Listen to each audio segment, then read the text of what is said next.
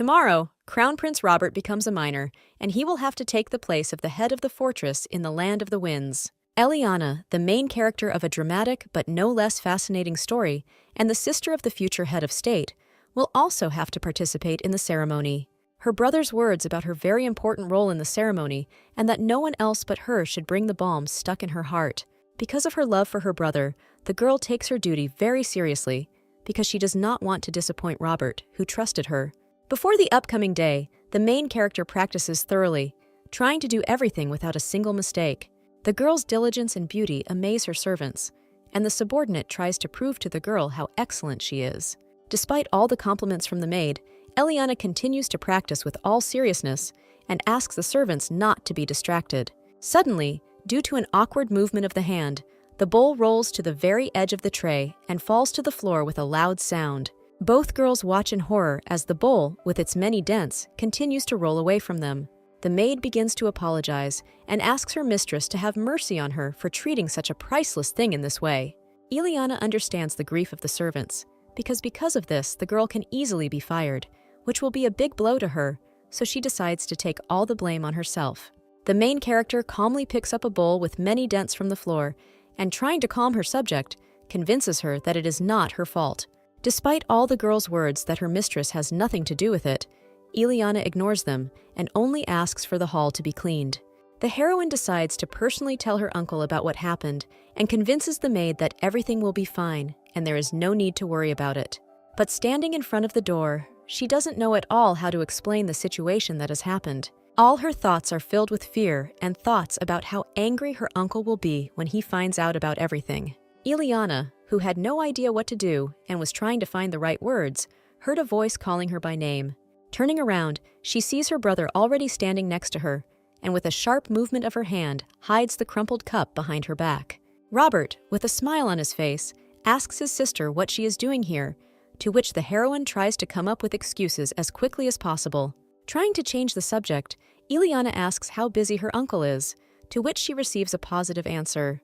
Seeing that his sister was hiding something, and so diligently did not want to show it, Robert, leaning slightly in the hope of seeing what was behind her back, asked about it.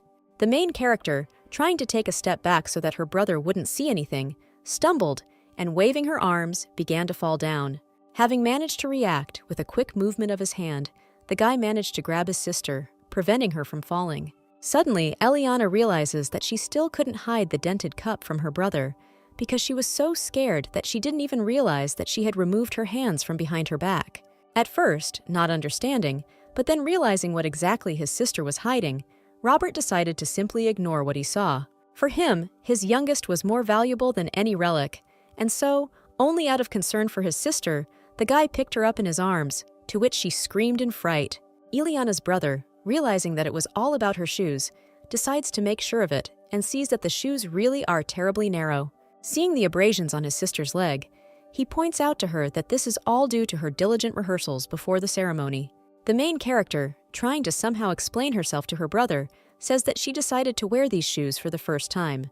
Robert, without even letting the girl finish speaking, reminded her that she was his only sister and would remain his no matter what. Carefully and tenderly putting more comfortable shoes on Eliana's feet, he tried to convince his sister that she did not have to dress for her age, but on the contrary, he wanted her to slowly become a confident girl. With a wide smile on his face, he confidently said that everyone would definitely love Eliana and would consider her the castle's greatest treasure. The main character, with great surprise from her brother's words, noted that she would not have wanted this at all. Standing up, the guy suggested postponing the meeting with his uncle and told him the news that Richard was arriving. The heroine's brother also clarifies that Richard has taken on the duties of the high priest and would like to make sure that the preparations for the ceremony are going well. The words about the ceremony reminded the girl of the damaged cup. After thinking about it, Robert suggested that he shouldn't show the relic to Richard in this form, because even though he was his friend, he knew how prim this guy was. Eliana only confirmed her brother's words, because she knew that he was a person who could postpone the ceremony because of this. Having said that there was no need to worry, the young man reminded his sister about the magician, who was needed just for such cases. Suddenly, with a sharp jerk, someone's hand snatches the cup from Robert's hands. Not knowing what to say or how to proceed, Eliana's brother freezes in bewilderment. Behind him stood Richard, who was not at all happy to see the sacred relic in such a terrible state. On behalf of the priest's executor, he nevertheless decides to inquire what happened to the cup, to which he does not receive a proper explanation from his friend. After greeting, Ileana takes matters into her own hands and tries to explain the current situation, and also apologizes for what happened. Richard remains silent and turns his stern gaze to the girl, who shows all her remorse. Standing up for his sister, Robert says that the guy shouldn't bully his younger sister, to which he receives a response from his friend that he doesn't bully anyone.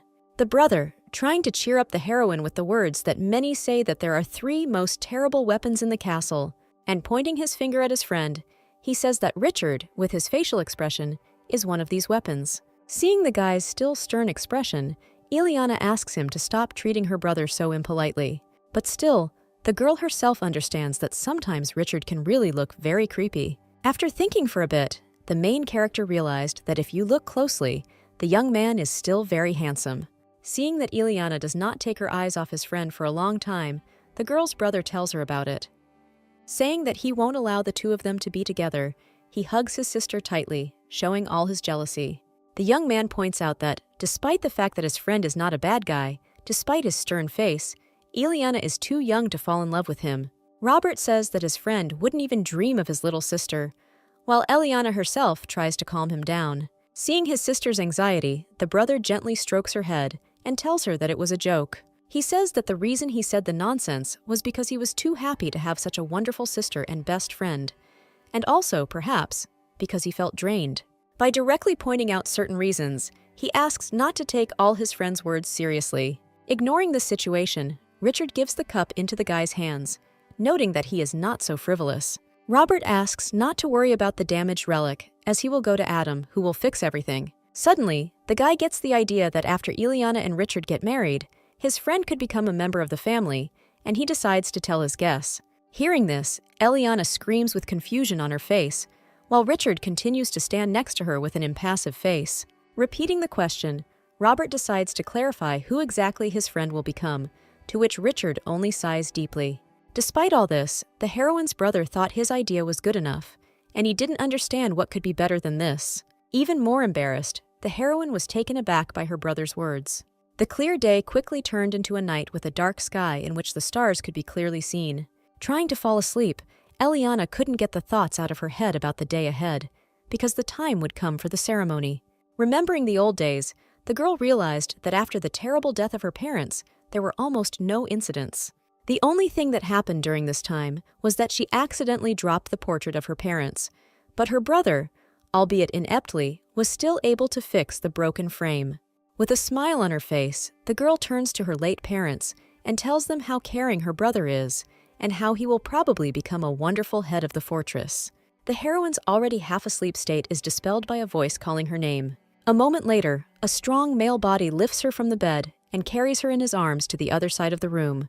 Trying to say at least something, the girl is interrupted with a request to be quieter, and she realizes that it is Robert's voice. Frozen with fear and not understanding anything at all, Ileana only hears her brother's heavy breathing. Having carefully placed his sister in the closet, Robert asks her to sit quietly and not to give herself away under any circumstances. He tells her that Richard is supposed to come for her, and he is the only one who can be trusted. Filling the room with light, the moon also illuminated Robert, and Ileana clearly saw his wounded body. Even more misunderstandings arose in the girl's head, and she wanted to hear at least some kind of explanation from her brother. Unexpectedly grabbing his sister, Robert asked her again who she could trust. Even more frightened, she said Richard's name in a trembling voice. Hugging his sister tightly but tenderly, the brother said that Richard would be the only one who could protect her. By hugging Ileana even tighter, he only reminded her how much he loved her. Not understanding and not knowing what to do, the main character began to worry more and more about her brother. Having said that he wouldn't have to wait long, as it wouldn't take much time, Robert reminded him of his request and carefully closed the cabinet doors. Confused, Ileana, trying to understand the reason for Robert's strange behavior, could not find any other reason than the beginning of the war. Seeing the dress hanging nearby, thoughts of the good times she spent with her brother began to flash through the girl's mind. She recalled how he asked her to wear this dress to the ceremony, assuring her that it suited her very well. With trembling hands, clutching and burying her face in the dress, Ileana kept thinking about the bloody wounds on his body. A voice loudly and angrily saying her brother's name brought her back from her thoughts. With fury on his face, one of the knights swung at Robert, trying to apply as much force as possible in order to injure him more. The guy, holding the sword tightly in his hands, defended himself from the enemy's blow, and the clang of swords filled the entire room. He struck one of the knights with his sword and sent him flying to the other side of the room. Trying to find out whose doing this was, Robert asked in a stern voice who had sent them to him. The group, reminding them that they were knights of this fortress, pointed out that the guy should understand everything himself. Taking all the words as a lie, Robert tried to ensure that the knights did not touch his sister in any way. With the help of sharp movements, he deals a strong blow to one of the knights, not allowing them to get any closer to the cabinet. Hearing everything that was happening in the room, Eliana began to worry more and more about her brother. Thinking that she needed to get out as quickly as possible and help her brother, the girl reached for the closet door. Her brother's words about not going out under any circumstances flashed through the girl's mind, and she stopped. The girl tried to somehow calm herself down with the thought that her brother was the direct heir of the family, and there was no one who was stronger than him. At that moment, standing with heavy breathlessness, Robert grabbed the wound on his shoulder to somehow dull the pain and stop the bleeding. Standing in the room, in the middle of which lay the bloody body of one of the knights, the young man tried to at least rest a little in order to find new strength for the attack. Seeing that Robert is getting worse, one of the knights tells him that the guy needs to stop holding the lands in his hands. Raising his head, Robert said that the wind would remember the vile faces of the knights, and all the winds of the castle would curse them.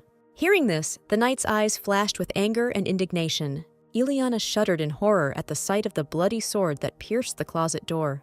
Through the gap left by the sword, the girl heard a loud crash and a conversation about a group of people trying to find out where she was. One of the knights, having said that the girl could not be found, suggested that Robert had sent his sister and the magician away before they arrived. Not wanting to hear anything, his commander issued an order for the remaining group to search the remaining places, and having found Eliana and the magician, kill them. Suddenly, it dawned on the main character that the drops of blood that had splashed her dress definitely belonged to her brother. Remembering the image of her brother, the girl, trying not to believe what had happened, thought that she had most likely made a mistake, because this simply could not have happened. The stunned Eliana, staring into space, was called out by her uncle's voice, calling the girl by name. After asking if the heroine was there, he asked the girl to come out of the closet as quickly as possible, surprised that Robert had saved her. Again, thoughts about her brother's earlier words about Richard, who might be the only one who would protect her, appeared in the girl's head. Suddenly, the main character realized that her brother had said nothing at all about her uncle. Grinning, the uncle tried to convince Eliana that everything was okay now and she could trust him. The girl's thoughts flashed through what everyone had been saying, that the god of the winds had been watching over the children of her family for a long time, and the gentle care of the wind remained even after they grew up, protecting them from danger.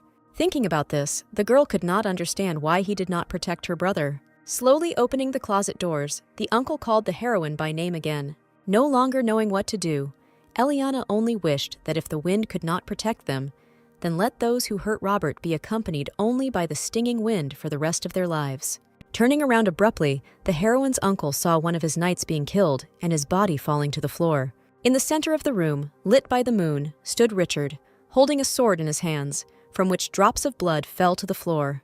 With a stern face, he turned to Joseph, the deputy head of the fortress, and asked him to stop for his own good. Standing up in complete bewilderment, the girl's uncle tries to find out from the guy what he is doing here, to which he receives complete disregard in response. Seeing that Richard is moving towards the girl's hiding place, he shouts loudly for the young man to stop.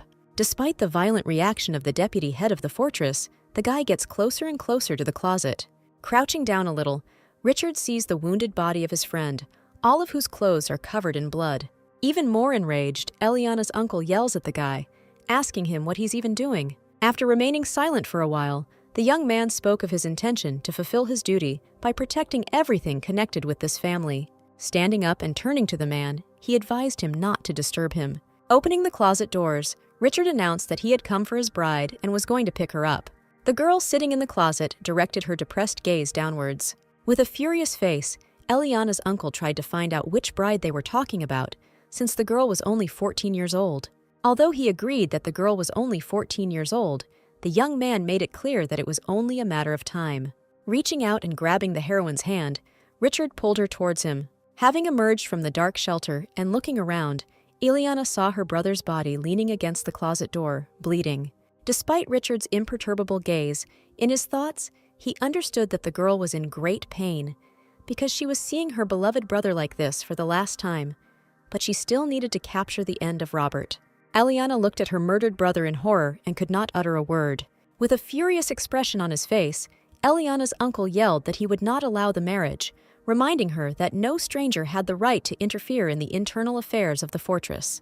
Pointing at Richard, the man ordered the knights to deal with him immediately. Seeing the attacking enemies, the young man asked the heroine to wait a little and took his sword out of its sheath. With quick movements, he inflicted mortal wounds on several knights. The confused deputy chief was shocked by the guy's abilities because he killed several people in the blink of an eye. Putting his sword back, Richard repeated that he did not claim the right to own the fortress.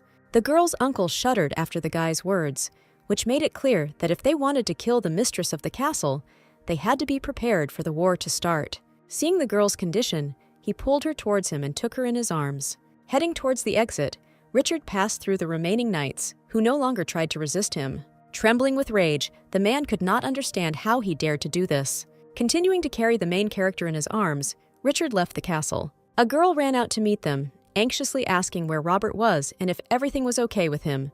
Ignoring the question, the guy told her that they had to return to the castle. The surprised girl asked again where Robert was, assuming that he had managed to escape alone. After a pause, the guy, with great reluctance, finally decides and tells that Robert is dead. Not believing Richard's words, she decides that she will bring him herself if he does not want to follow him. The guy stopped Bella, saying that a situation in which a mage from one castle would try to enter another would look too strange and could lead to a war. The enraged girl screamed that she didn't care at all whether the war would start, because she was ready to start a massacre and finish off the deputy head of the fortress and his henchmen. Trying to calm the girl down, Richard said that this land was dear to Robert. Unable to hold back her tears, Bella covered her face with her hands and began to sob bitterly. Seeing the girl's reaction, Richard decides to return to the castle. At this moment, Ileana wakes up and raises her barely alive gaze upward. She remembers her brother's words that the only one who can protect the girl will be Richard. Raising her head, the girl sees the face of the young man holding her and understands that Robert's words were true. A clear picture appears in the heroine's head of how the next day should have gone if not for the whole situation. In her imagination, the girl scolds her brother for disappearing so suddenly and for not being able to find him, and asks him if he has forgotten what day it is. With a smile on his face, the young man denies his sister's assumption without a doubt, saying that today is the day of the title-giving ceremony. With a grin, he suggested that his sister really enjoyed dressing like a grown lady, and, in his opinion, the girl was waiting for the ceremony only to show herself in all her glory. Embarrassed, Ileana shouted that everything was not at all as her brother thought, and tried to come up with at least some kind of excuse. But Robert still continued to insist on his own, telling the girl not to pretend, because everything became clear from her face. Clarifying the reason that the heroine wanted to come up with and not receiving a proper answer, the brother continues to be touched by his little sister. Seeing his sister's displeased expression, he asks her not to be offended. The girl embarrasses her brother by saying that she congratulates him with all her heart. After saying that she won't say anything else, she leaves, saying that she will see her brother later at the ceremony. Stopping the heroine, Robert embraces her with his strong arms. With tenderness in his words, he says that he loves her more than anything in the world. Realizing that it was just a part of her imagination, the girl thinks with tears that at that moment she answered her brother that she also loved him very much. Continuing to carry Ileana in his arms, Richard and the tearful Bella walk further and further away from the castle full of ill-wishers. Many people say that God has two viceroys among people, the king and the high priest. The position of high priest is passed down through the family of saints, but the king had to be found through human wisdom. Looking over the candidates with his divine nonsense, the high priest noticed one of the castle owners. He nominated a truly outstanding person for the position of ruler.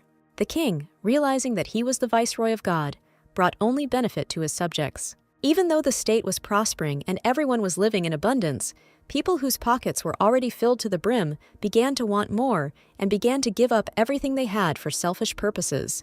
In addition to all this, people have lost faith in God. Selling and acquiring power, receiving money for fraud, people have long since lost the desire to seek a king sent by God. Now, the castle owners began to choose a king who would meet their expectations. In the fortress, where the head of the castle was Richard, rumors were spreading that the head was behaving strangely. For no apparent reason, he left the castle in the middle of the night with a magician, and when he returned with some girl. One of the knights even suggested that this girl was Richard's daughter, whom he had been hiding all this time. And even though others told him that their master was only 18 years old and there could be no talk of a daughter, he continued to insist on his opinion. Another knight standing nearby suggested that the girl was the illegitimate child of the previous head. Having played his words, which sounded like condemnation, over in his head, the guy just laughed, saying that this couldn't happen because the members of this family were very disciplined and followed all the rules. Having confirmed his comrade's words that they were indeed devoted to their work, one of the knights noticed a familiar guy walking towards them. Seeing the expression on the face of the knight approaching them, he inquired about it, but received a not very clear answer. Once again, hearing the same question, the young man who came asked again about the girl that their master had brought. Having started to tell his story, the guys interrupted him with suggestions that the leader had killed the girl, to which he refused. All three were in complete shock from the words they heard, which said that the owner of the fortress had settled Eliana next to him. The boys exchanged glances and asked each other whether this was the bedroom in which only the mistress of the castle could live. Stopping at the bedroom door, Richard knocked softly, letting the girl know that he wanted to enter the room. Opening the door, the guy saw Robert standing, his hand clinging to the curtain, looking at the sky. Richard turned and greeted his friend. He indignantly asked if his friend had really decided to leave him to die while he stood there looking shocked. Robert scratched his head and reported that although he was not so easy to take, this time he really did go to another world. After asking his friend if his little sister really liked him that much, he came a little closer to his friend. In answering his question, Richard made it clear that his concern for Eliana was only due to the fact that the girl was the main treasure for his best friend. Smiling, Robert put his hand on the boy's shoulder and said that he barely survived and crawled here only because of his help. After asking his friend if he was happy that he had survived, the guy asked him to thank him for it. With a smile on his face, Richard said thank you in a calm voice. Robert's image dissolved, and the guy turned his gaze to Eliana sitting on the bed. Seeing Richard, the heroine turned her gaze to him. Having said that the girl had finally woken up, the young man came a little closer to the bed. Noting that this might be a bit harsh, Richard decided to clarify some points right away and informed the girl that they were in his castle. Exhaling, he clarified to the girl that for now she would be here as his fiancée. Surprised, the heroine repeated the guy's words, which meant that this would continue for a certain period of time. Richard explained his words by saying that he would soon ask His Majesty for permission to marry, and Eliana would become the mistress of the fortress. At the same time, he clarified that the permission also required the cooperation of her family's castle, but there would be no problem with this, since they had no reason to refuse. Having said that after this, as part of his family, the girl would be completely under his protection, Richard suddenly fell silent. Turning to Eliana, he informed her that in order to do all this, her consent was necessary. Sitting in complete bewilderment, the girl asked the guy again about her consent and, lowering her eyes, fell silent. Richard explained to the girl that he did not have the strength to come up with a better plan, but if she wanted to refuse, he would try to find another option. After asking Eliana to think carefully about his proposal, he said that if any questions arose, she could come to his office at any time. Having noticed the girl's clothes, he suggested that they first resolve this issue. Looking at the sleeves of the shirt hanging from her arms, she said that she didn't care at all what she wore, and that even clothes that were once worn by servants would do. The girl was very surprised after Richard interrupted her and said that there were no servants in this castle. The young man told her that the first rule of their castle is that everyone must act independently and autonomously, but since there is a special situation now, after the girl has rested, Bella will help her. Eliana looked down and asked why they were being so kind to her. Clutching the blanket in her hand, she said that she had heard that receiving help from the castle's head mage was a great honor, and the fact that they trusted her surprised her. By interrupting the girl with his words that Robert would have done exactly the same, he shocks the heroine even more. Richard clarified that if the same situation as her brother had happened to him, his friend would also protect what he wanted to protect. At that moment, Eliana realized that there was absolute trust between her brother and Richard, which nothing could destroy. Getting out of bed, she told the young man that her brother's last words were that the only person she could rely on was Richard. Coming a little closer, She said that it was precisely because of this that there could only be one answer to Richard's proposal. Realizing that the girl had agreed to his proposal, the guy looked at the girl in surprise. Thanking the girl for such a quick response, he bowed and asked her to take care of him, to which Eliana did the same in response. The girl looked at the young man in surprise after he said that until she came of age, he would fully ensure her protection. Seeing the surprise on the heroine's face, Richard explained that this was just a fictitious marriage. He explained to the girl that if she meets a person with whom she wants to be together, he will make every effort to ensure that she leaves his family without consequences. The heroine asked herself the question in her head, going over the words the guy had said about the person she would want to be with. The girl's thoughts were interrupted by the sound of a door opening sharply. Standing in complete bewilderment, Eliana and Richard looked with surprised eyes at the girl, who, upon entering the room, immediately noticed that they were both already on their feet. Changing his expression to a more stern one, the guy reminded Bella that he had asked her to knock before entering. In response, Bella confirmed with a serious face that everything was so. Seeing Eliana, the girl's face lit up with joy, and she asked if everything was okay with the girl. She explained her question by saying that the local air can be unfriendly to strangers. Eliana responded to her by saying that she had immediately settled in, to which the girl agreed with her, because Robert also immediately fell in love with the local air. Trying to find something behind her back, Bella said that she had prepared a present for the girl. Showing a sloppy sweater with lots of loose threads, she said she did it herself, hoping the girl would like it. The magician's friendly face filled with anger after Richard pulled at the sleeve of his sweater, tearing the seam. After yelling at the guy for ruining all her efforts, Bella heard Richard say that he didn't want clothes to be abused like that anymore. Seeing their quarrel, Eliana says that she will wear a sweater. Bella, delighted, asks if the girl will do this for her, to which Eliana, agreeing, replies that she is a little cold. With a smile from ear to ear, Bella sends the heroine to change her clothes as quickly as possible. Bella's face fills with horror after she sees her creation on the girl.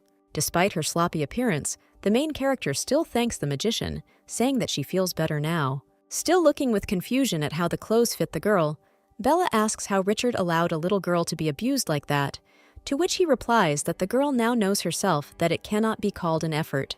After asking the guy for forgiveness, he interrupts her with the words that she should apologize to the main character, and, admitting her guilt, the girl apologizes to Eliana.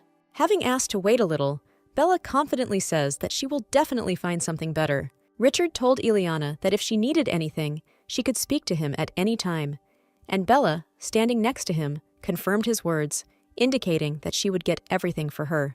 Eliana's eyes lit up after hearing this, and she promised that she would do exactly as they asked. After making sure that the heroine had gone to rest, Richard and Bella left the room. Carefully closing the door to the room, the magician heard the guy's request to find out about Adam. Having learned a familiar name, the girl asks the head of the fortress whether he is talking about the magician from the castle of Eliana's family, and receives a positive answer. Reminding her that it was the magician who had asked them for help, he noted that he could not find him on the castle grounds, but because the knights were also looking for Adam, there was a possibility that he had survived. Hearing that Bella would try to find out something about him, Richard asked to report this when Eliana was not with him. After asking about the reason for this decree, the girl hears from Richard that Eliana herself should have questions about this, and this will become the first task for her. In the office, completely illuminated by moonlight, Richard sat at his desk. Remembering the moment when Bella continued to dissuade him, claiming that the girl was only 14, and in his place, Robert would have acted differently. After thinking a little alone, the guy realized that his friend would have immediately told the whole truth to his little sister. Looking at the photograph on the table, old memories came flooding back to Richard. Here he is, very small, standing in the rain near two graves.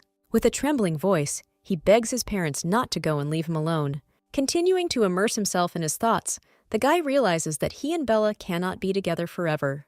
All the guy's thoughts were interrupted after he heard someone's crying, Eliana. Richard ran out of the bedroom at breakneck speed and headed to the girl's room. When he ran up, he saw a girl sitting there, almost choking on her tears. The guy realized that the heroine had come to a realization, and at that moment, the whole world seemed to her like just a huge dark closet. The girl felt herself in a place filled with horror and despair, in which she could not do anything. Remembering how he pulled the girl out of her hiding place last time, the guy extended his hand. Taking his hand, Eliana pressed it to her face. Looking at the girl in surprise, the guy stood there, not knowing at all how to act in such a situation. Richard was even more surprised when Eliana pressed herself against his chest and grabbed the fabric of his vest with trembling hands. Having hugged the heroine, Richard realized that perhaps, being inside this dark place, the girl was simply waiting for someone to rescue her from there. Already in the morning, sitting on the bed, the guy was again immersed in his thoughts. The situation that happened yesterday at night was clearly reflected in his head. Over and over again, Eliana repeated Richard's name, ignoring all the guy's words about him being there. Holding the girl tighter, the young man could not understand why Robert left this poor thing with him and left. Already in the morning, Richard, knocking while standing near the door, received the girl's answer that he should come in. Entering the room, he saw Eliana standing in the middle of the room in a beautiful image. After greeting him, the girl thanked him for the clothes, saying that she really liked them. Marveling at the girl's beauty, the guy could not utter a single word for a moment. Richard handed the girl the boots he had managed to find in the castle, thinking that she might need other footwear. He was glad that Eliana was pleased and thanked him. Thinking about how the girl's condition had changed, Richard smiled. Looking out the window, Eliana asked permission if she could walk around the castle. Having agreed, the young man asked the heroine whether she had rested enough in her room. When the girl turned around, for a moment, Richard thought that his friend was standing in front of him. After looking at the head, the girl said that she would like to walk on her feet. Peeking out from behind the door, Eliana confirmed that, unlike her family's castle, there really were no servants here.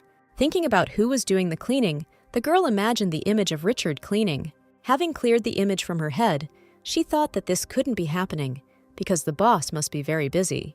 Having reached the end of the corridor and thinking about which way she should go, the heroine turned right.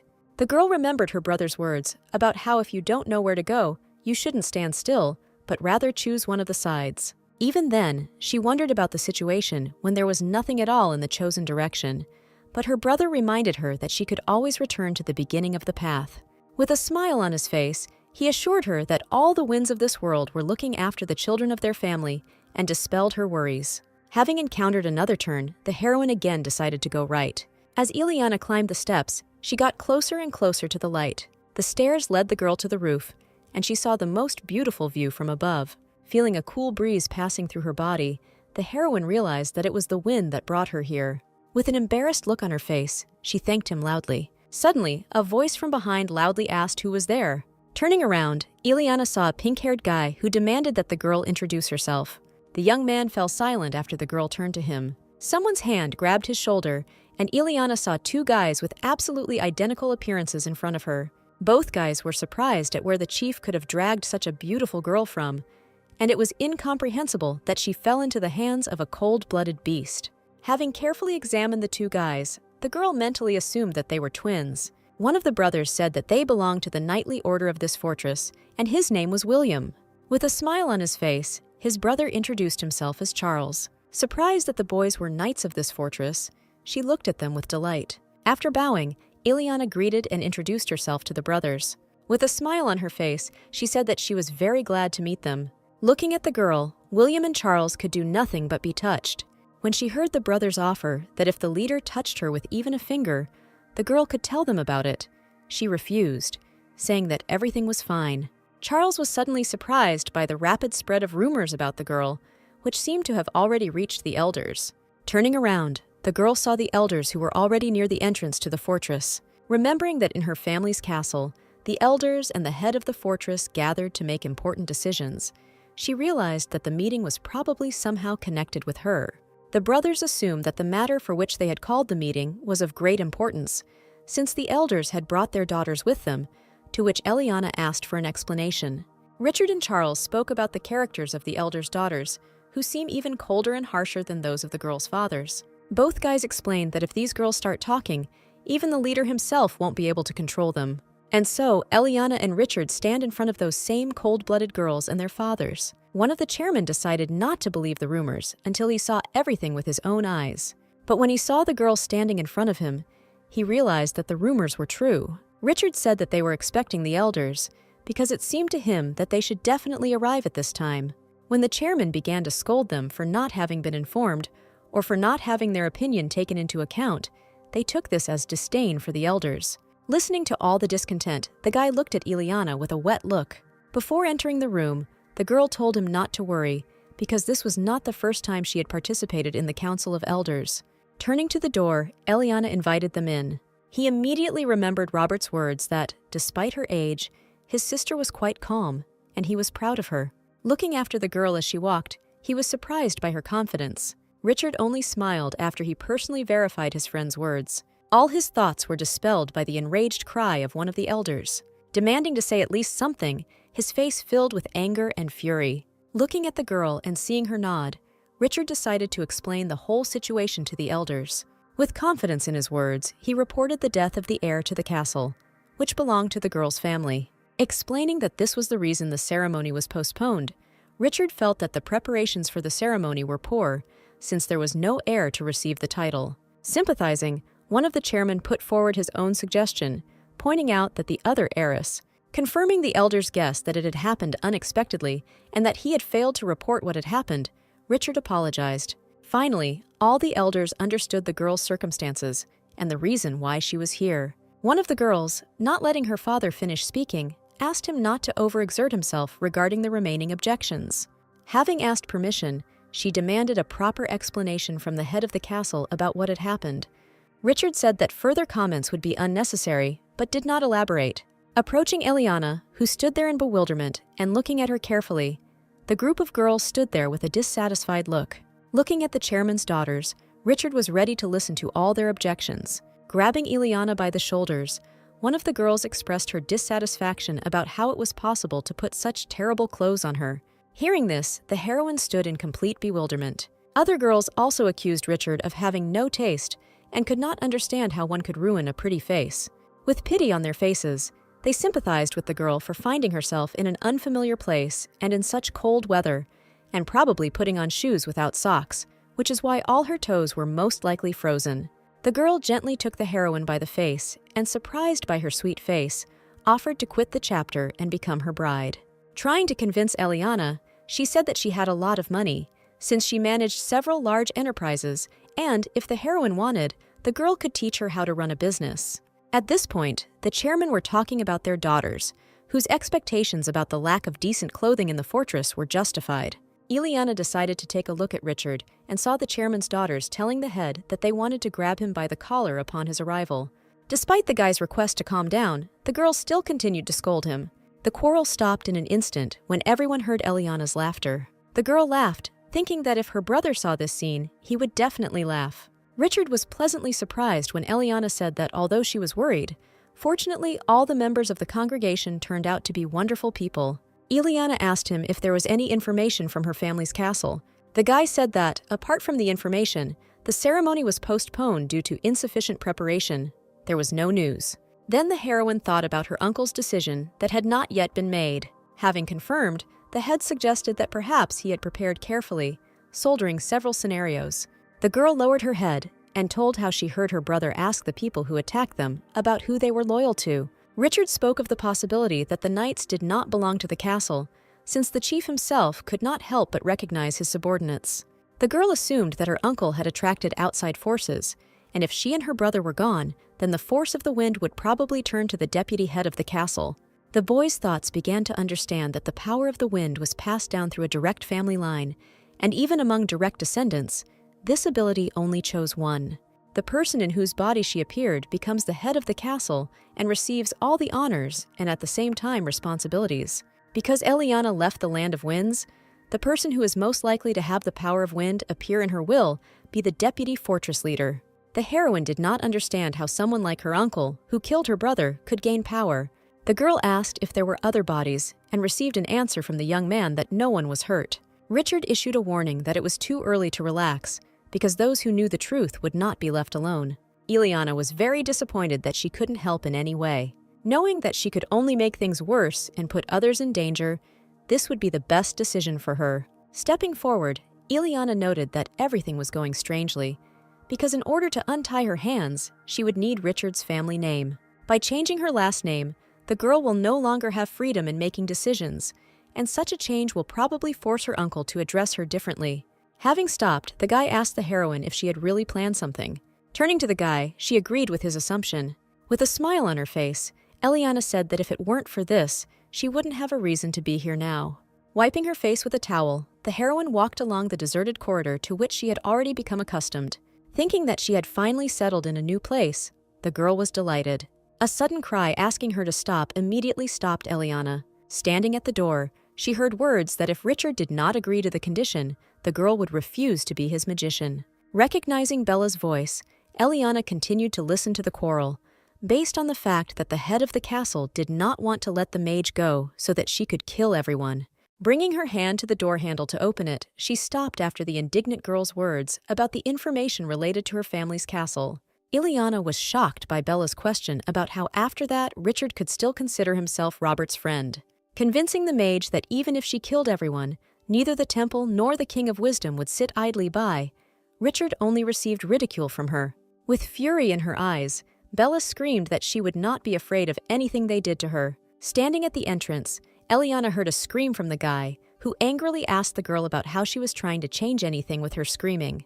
The mage's discontent that they dared to declare Robert's death, saying that he himself had committed suicide, left the girl perplexed. Continuing to wonder about the implications of that statement, she asked Richard if he really didn't care that much about his friend. Not hearing an answer and realizing that the conversation was pointless, Bella turned around to leave the room. At the last moment, Richard explained to her that if he let her go so easily, then out of the three of them, he would be the only one who would remain alive in this world. Gritting her teeth, the girl remained silent and left the room. Leaving the room, she saw Eliana standing outside the door the whole time. Bella looked in surprise at the heroine, who was looking coldly at the floor. Holding each other tightly in their arms, both girls could not hold back their tears. Richard explained to the main character that Bella had only just realized that Robert was dead. Having apologized for his magician's impudence, he told her that this girl was completely unable to control her emotions. Since Eliana was only happy to help Bella, she didn't need words of gratitude. She always considered people who can't hide their feelings to be, on the contrary, very nice. Richard's words brought a smile to his face. Sitting down on the bed next to the girl, he remembered how Robert had said the same thing, but in a more rude manner. Then her brother thought it was cute, because you could tell at first glance what was hidden in her little head. Seeing Bella's reaction, he noted that she was now ashamed of this, but the girl only denied it, saying that he really made her angry. Richard, sitting with them, listened to all this with an imperturbable expression on his face. Remembering the expression on the mage's face at that moment, the leader wanted to assume that she had very strong feelings for Robert, which were probably mutual. Ileana managed to pick up his thought before he even finished speaking. At the same time, she asked Richard if he was going to let Mrs. Bella go, in response to which she received a question, which was whether she herself would be against it. Ileana agreed, because if the mage or the leader resisted Joseph, they could be in danger. Confirming the girl's words, Richard added the possibility that in such a situation, the King of Wisdom or the High Priest could also intervene. Having agreed, the heroine got out of bed and said that everything would be different with her. If she, who has her family's blood, were to challenge her uncle, it would not escalate into a war between two fortresses. Ileana believed that she was the one who should start the fight. Richard tried to convince the girl, saying that Robert would not want his sister to fight, so either he or Bella should make Joseph pay. Disagreeing with these words, Eliana said that she wanted this herself. Her uncle, to whom she had been attached since childhood, killed her brother for the sake of power and the place of the head. So even though Robert only wanted her happiness, she would not cloud her soul with falsehood. For this reason, she turns to Richard to give her his last name. Ileana holds out her hand, and with a sparkle in her eyes, asks him to take the guy as her wife and receives his consent. Having said that if his wife is someone who desires truth and suffering, he tenderly kisses the heroine's hand. Richard looked into the girl's eyes, and with all seriousness announced his intentions to do everything to achieve the desired result. The entire fortress heard the cry of one of the elders, indignant that the chieftain and the young lady were leaving for the lands of wisdom the next day. After confirming what had been said, Richard explained that they were going to get permission to marry and take vows in the temple. Hearing these words, the elders were already ready to pray before Ileana, for the fact that she was able to connect her life with such an old and pathetic man. At the same time, Richard received a scolding from one of them for not giving the one he wanted to marry a single outfit. Having heard all the condemnations, the head of the fortress thought about it. When all the chairmen saw the boy's reaction, they decided to go and beg the young lady for him and ask her not to abandon someone like him. The elders threatened Richard that if the girl left him, their daughters would take their place, and they would not care about his complaints, that this would no longer be a council of elders. They really hoped that in the future, He would take care of the young lady and warned the guy that they would keep a close eye on him and that he should not forget about it. Richard just stood there and didn't know what to say to all these warnings and threats. As Eliana walked down the corridor, a voice called out to her by name. Turning around, she saw Robert coming out of the elder's office.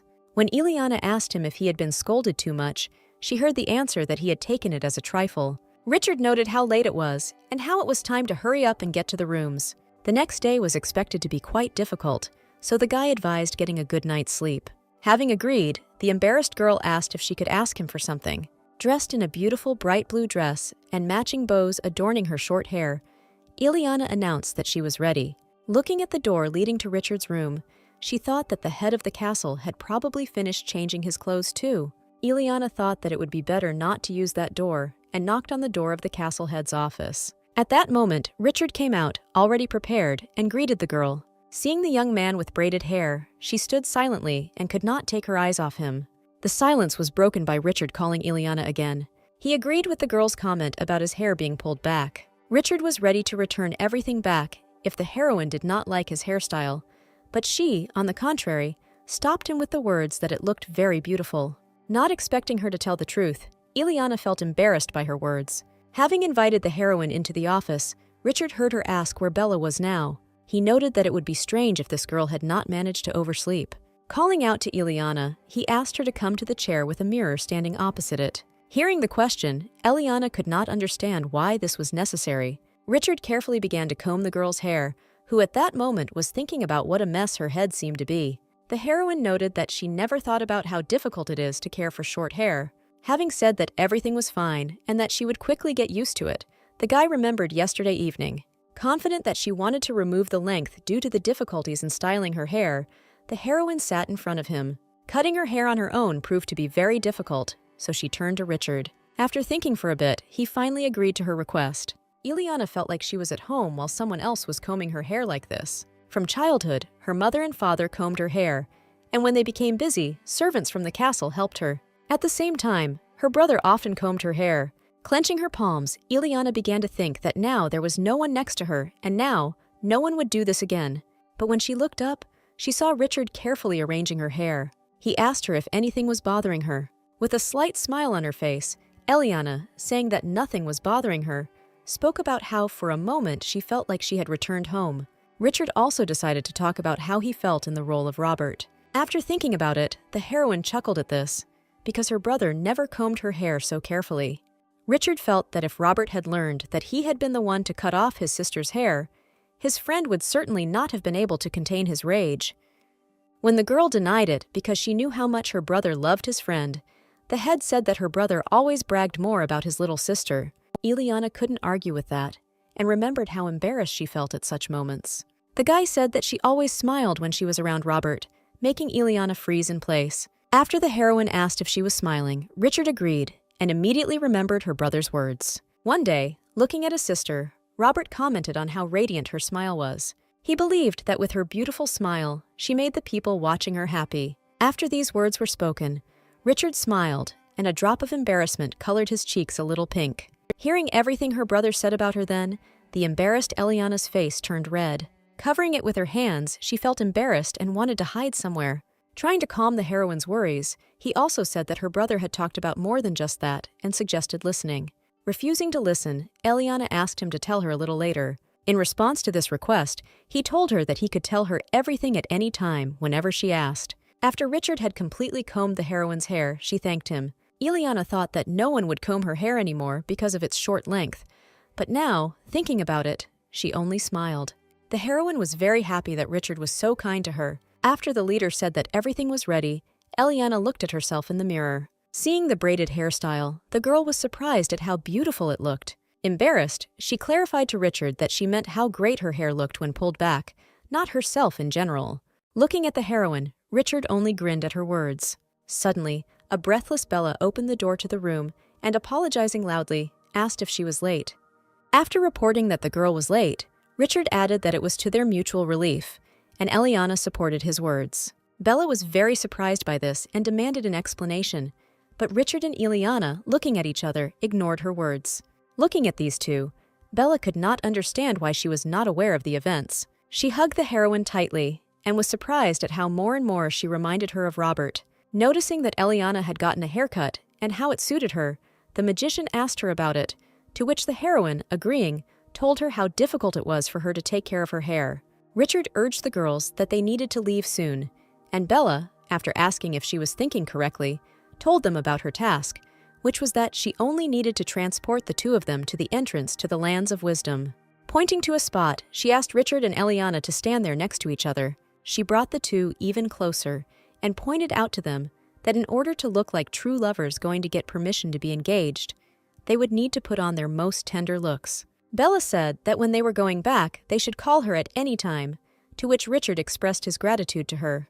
Reminding him that she was a magician, the girl raised her hands in front of her. Already beginning to gain strength little by little, Bella told that upon her return, the head would get into a lot of trouble from the elders and their daughters.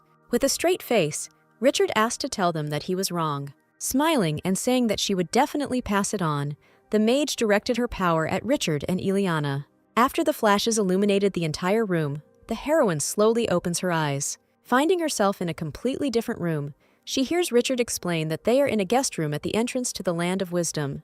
Looking around, Eliana realized that she had already been here in the past with her brother or uncle, and nothing had changed since then. Suddenly, someone's voice called out to Richard and Eliana. A man in closed clothing stood in front of them and asked them to follow him, and also said that as soon as they entered the temple, they would receive more information from the priest and priestess. Having agreed, Richard turned his gaze to the heroine. Eliana stood there, completely at a loss, looking at the floor. The moment with her brother, who asked her if she knew why this place was called the Land of Wisdom, began to clearly appear in her mind. Having answered this question by saying that the King of Wisdom lived here, she decided that her brother took her for a fool for asking this. Hearing her brother's laughter after her answer, she looked at him. Taking his sister's hand, Robert complimented her on naming one of the reasons. Walking further and further behind the stranger, Eliana heard Richard ask if she knew why this place was called the Land of Wisdom.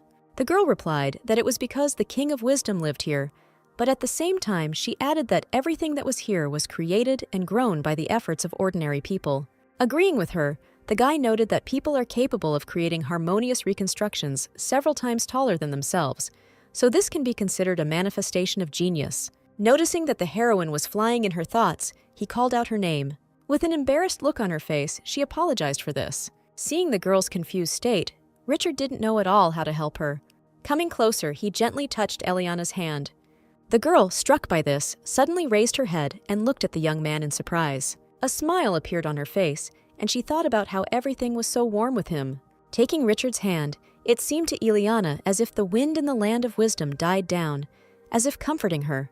The guy was surprised that the heroine could feel the wind, although she said that she might just be mistaken. The young man spoke about the possibility that perhaps she was not mistaken, because when the power begins to flow, the object of this power is felt differently. When Eliana asked if he felt something similar, the leader explained that he also felt the essence of darkness, just like her family felt the essence of wind. Seeing the girl's surprised face, Richard began to talk about how he first felt this power, being a little younger than the heroine. Opening his eyes in the middle of the night, he saw pitch darkness flowing around him. Realizing that she was enveloping his body, he jumped out of bed and headed to the window to open it to him. At that moment, the realization came to him that his parents were no longer in this world. Having heard about everything that Richard had to go through, the heroine hanged herself. Since his parents usually came back without any injuries after getting rid of monsters, he couldn't even think about it. Trying to somehow lighten the mood, Eliana said that she had heard that his parents were very strong, and Richard agreed with her. He said that this was the reason for all the efforts of the elders to prevent his parents from quarreling. If this happened, the main wall of the fortress would tremble from their strife. Amazed by this, Eliana asked to clarify whether his parents fought with real swords, and, agreeing, he told about his mother, who also shot a bow. With pride in his words, he reported that her mastery of the bow was known both in the fortress and beyond, and his father boasted of his wife's abilities almost at every turn. Touched by how nice his parents were, Eliana continued to listen to the boy's stories. Suddenly, she thought about the possibility that she too could learn to use a weapon. The heroine explained this desire to the young man by saying that she wanted to become at least a little stronger. Trying to convince Eliana that the weapon would not immediately make her strong, he explained to her that she would be able to achieve one of the directions of power herself. But in reality, Richard believed that the heroine already had enough strength. Ileana was embarrassed by Richard's genuine kindness to her. To Richard's gratitude, she exclaimed that everything she said was the pure truth. Because of the girl's loud words, the stranger leading them turned to her. Noticing this, Ileana lowered her tone and noted that even though the leader was joking with her, he was still sincerely worried about her.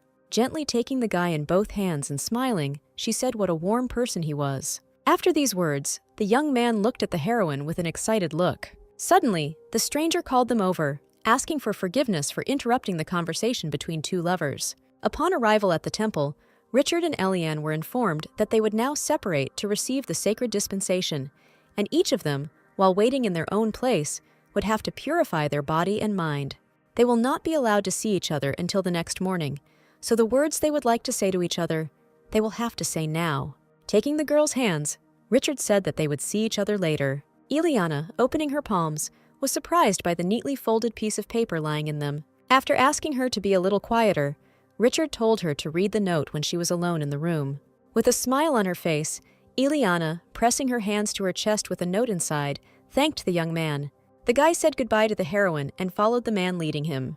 Turning back, he looked at the heroine walking in the opposite direction. Because force could not be used here without permission, Richard would have no way of protecting the girl if she were in danger. Having convinced himself that everything would be fine, the guy waited for the next day, when his anxiety would definitely disappear. Upon arrival in the room, the attendant explained the order of serving food, and since breakfast time had already passed, the next meal was scheduled after the afternoon prayer. Hearing words of gratitude from Ileana, she just ignored it. She said that as soon as the girl heard the bell ring, she should drink the holy water in the prayer room to let God into her. Ileana was taken aback by the words that made it clear to her that there were 3 bell strikes in total, the second of which signified the beginning of the prayer, and the third its end. Earlier, the priestess accompanying her added to all this words about the ringing of bells on a moonlit night and at dawn when the moon fades. Since the time for the afternoon prayer was approaching, she advised her to take a bath as soon as possible, as it was an obligatory part before entering the room. When Ileana asked whether it was necessary to bathe before the dawn prayer, the priestess agreed. The heroine was completely perplexed when she heard the argument about the need to thoroughly clean her dirty and mortal body. Having said that she would take her to the place of sacred permission the next morning, she was about to leave, but Ileana stopped her. The priestess turned around with a frown on her face and looked at her with fury. Embarrassed, the heroine apologized and asked if she could take a walk in the garden.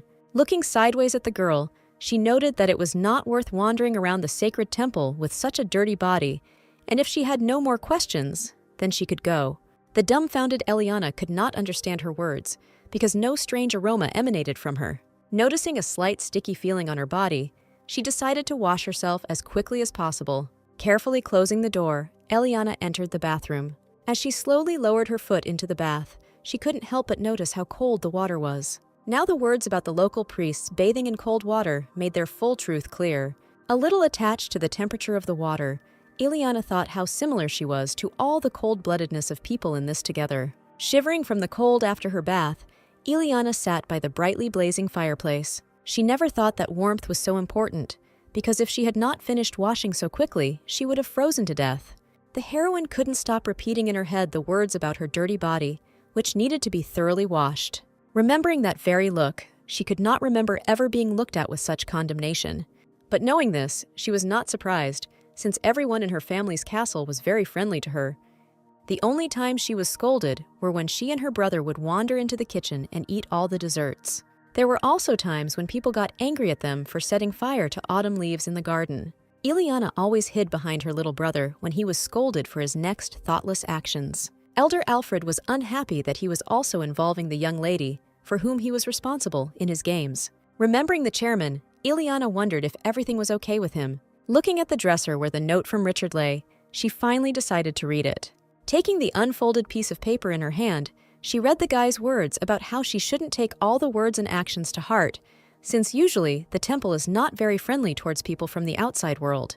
The young man made Ileana smile by saying that they had no right to judge her, because they didn't know how wonderful a person she really was. Clutching Richard's message to her chest, Ileana marveled at all his kindness. Before, she was always afraid of this guy and froze at his every glance, never allowing herself to look into those eyes. After thinking for a while, the girl began to regret that she had not been able to understand what kind of person he really was before. The bell calling for afternoon prayer dispelled the heroine's thoughts. Looking at the door and putting the note aside, she entered the room specially designated for prayer, without closing the door all the way so as to see at least something. Looking around, Eliana noticed that it was so cramped inside, and there was not even a window through which even a single ray of light would fall into this darkness. This atmosphere reminded her more and more of the very closet she was in. The panicking heroine began to calm herself down by saying that she shouldn't remember the horrors that happened back then while in the temple, and that at the moment what was important to her was that she return home with Richard's last name. As she closed the door and began to approach the place where the prayer was taking place, Eliana noticed how the wind, blowing from nowhere, seemed to envelop her body from all sides. Realizing that he did not want to let her in, Eliana apologized to the wind, because she was obliged to go through this marriage ceremony no matter what. Beginning to say a prayer, the heroine took the holy water in her hands and carefully sipped it in order to let God into herself. While the girl was praying, Joseph burst into her room, full of anger. Hearing her uncle's voice calling her name, Eliana stood frozen in horror. Having dropped the sacred water, the girl turned around and saw him standing in front of her. Tears of fear came to the girl's eyes, and she covered her trembling lips with her hand, trying not to scream. With a grinning face, he noted how long it had been since he had seen his beloved niece. When Eliana and Robert were children, they adored their uncle. Despite his parents' prohibitions, he always brought their favorite sweets. The little brother and sister kept asking him to take them into his arms so that he could throw them high, high. At that time, they thought that their uncle was the best person and could not even imagine that he would treat them like that in the future. When their uncle lifted Eliana or her brother up, a bright laugh was heard. After the death of their parents, Richard and Eliana, standing at the graves, did not understand at all what they would do. The uncle who appeared behind them spoke of his brother and his wife as wonderful people who were respected by everyone around them. Calling the children to him, he hugged them tightly, and thus calmed them down at least a little. But now, Eliana was no longer that little child, and when she saw her uncle, she trembled in fear. Continuing to look at him in horror, she could not understand how he had ended up here at all. The heroine addressed him as uncle, but quickly corrected herself, calling him by his first name. Joseph felt a little sad, remembering how sweet she had been to him before, and now she was cold as ice, but he admitted that it would be much more correct this way. Coming closer, he carefully touched the girl's hair and began to be surprised at how diligently her brother protected her. With a smirk on his face, he said that he had guessed about his plan to save his sister, even if it meant giving his life. After Joseph said that he would never have thought of Robert's bad idea of giving her to that monster, Eliana looked at him with a shocked expression on her face. Throwing her hand away from her hair, she refused to let him insult Richard's family any further. With a smirk on his face, Joseph felt that he hadn't offended anyone at all, since Richard looked like a real monster devouring the darkness. The heroine was deeply surprised and displeased when to all this he added the words that this was the reason for his marriage with such a little girl like her. The enraged Eliana could not understand how he dared to say such a thing, because he himself was the man who killed his nephew for the position of head of the fortress. Hearing that he himself was the only monster, Joseph looked angrily, and with great force in his hands, he threw the heroine to the floor. He could not understand what kind of nonsense his niece was babbling, because her brother had taken his own life precisely because he was afraid to take on such responsibility. He said with pride in his words that, as an uncle who loved his nephews, he simply had to sacrifice himself by fulfilling the duties he had refused. Not knowing what to do next, the heroine only said that the wind would never forgive him for everything he had done. After these words, Joseph, as if breaking free from his chain, grabbed Eliana by the throat and began to strangle her. Looking at his suffocating niece with a mad smile, he began to threaten her that he could kill her right now. But because of his feelings of affection, the man still wanted to tell her what happened to her beloved brother, and to do this, he removed his hand from the girl's throat. The words that the hungry monsters liked everything and ate his body without leaving a single piece shocked the heroine.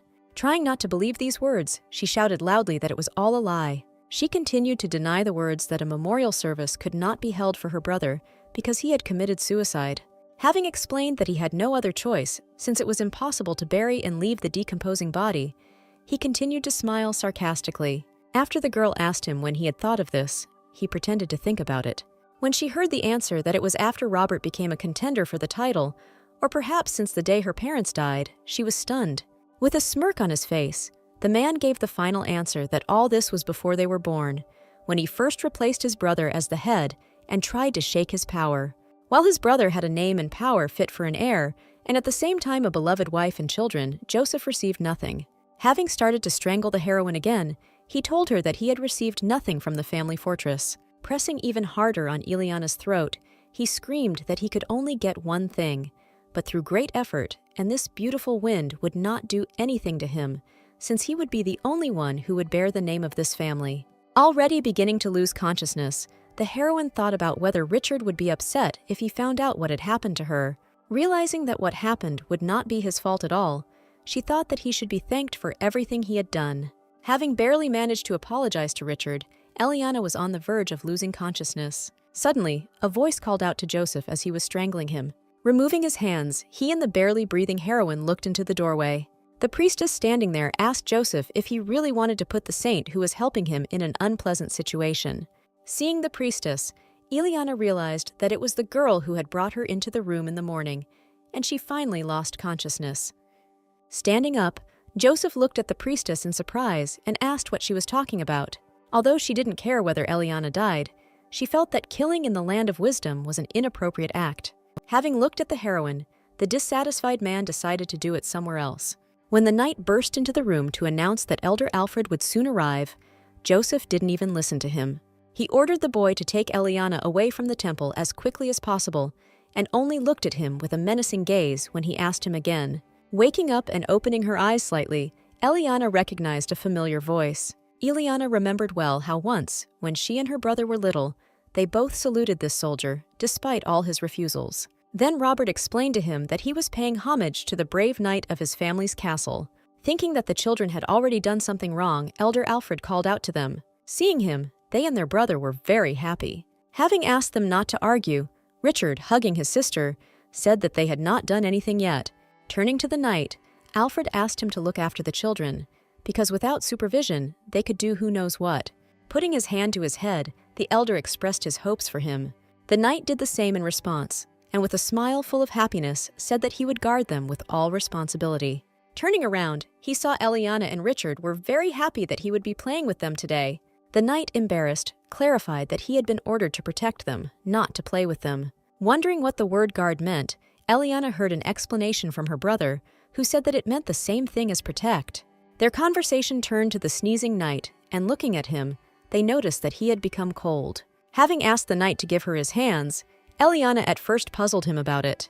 When she placed the pouch in his palms, he was very surprised, and Robert explained to him that Adam's magic had been cast on him. With a beaming smile, Eliana said that she had just protected his hands, and now he wasn't cold. Agreeing with this, a smile appeared on his face. Trying to run away from the temple as quickly as possible, the knight did not notice anything on his way. He tripped and fell to the ground with a loud cry, and with it dropped the bag containing Ileana. The knight raised him up in fear, and said that they had not yet left the land of wisdom. The heroine, who was sitting there, began to listen to the knight say that he also had no choice, because if he disobeyed the leader's order, he would be killed. Trying to express all his regret, the soldier hoped that she would be able to understand him. An unexpected cry that he was an ungrateful traitor stopped the knight. Hearing a familiar voice, the heroine realized that it was an elder. Alfred stood before them, out of breath, furious at the betrayal of this common soldier. He believed that after this act, the boy would no longer dare to call himself a knight of this family's castle. Trembling with fear, he could not understand how the elder was able to get to this place so quickly.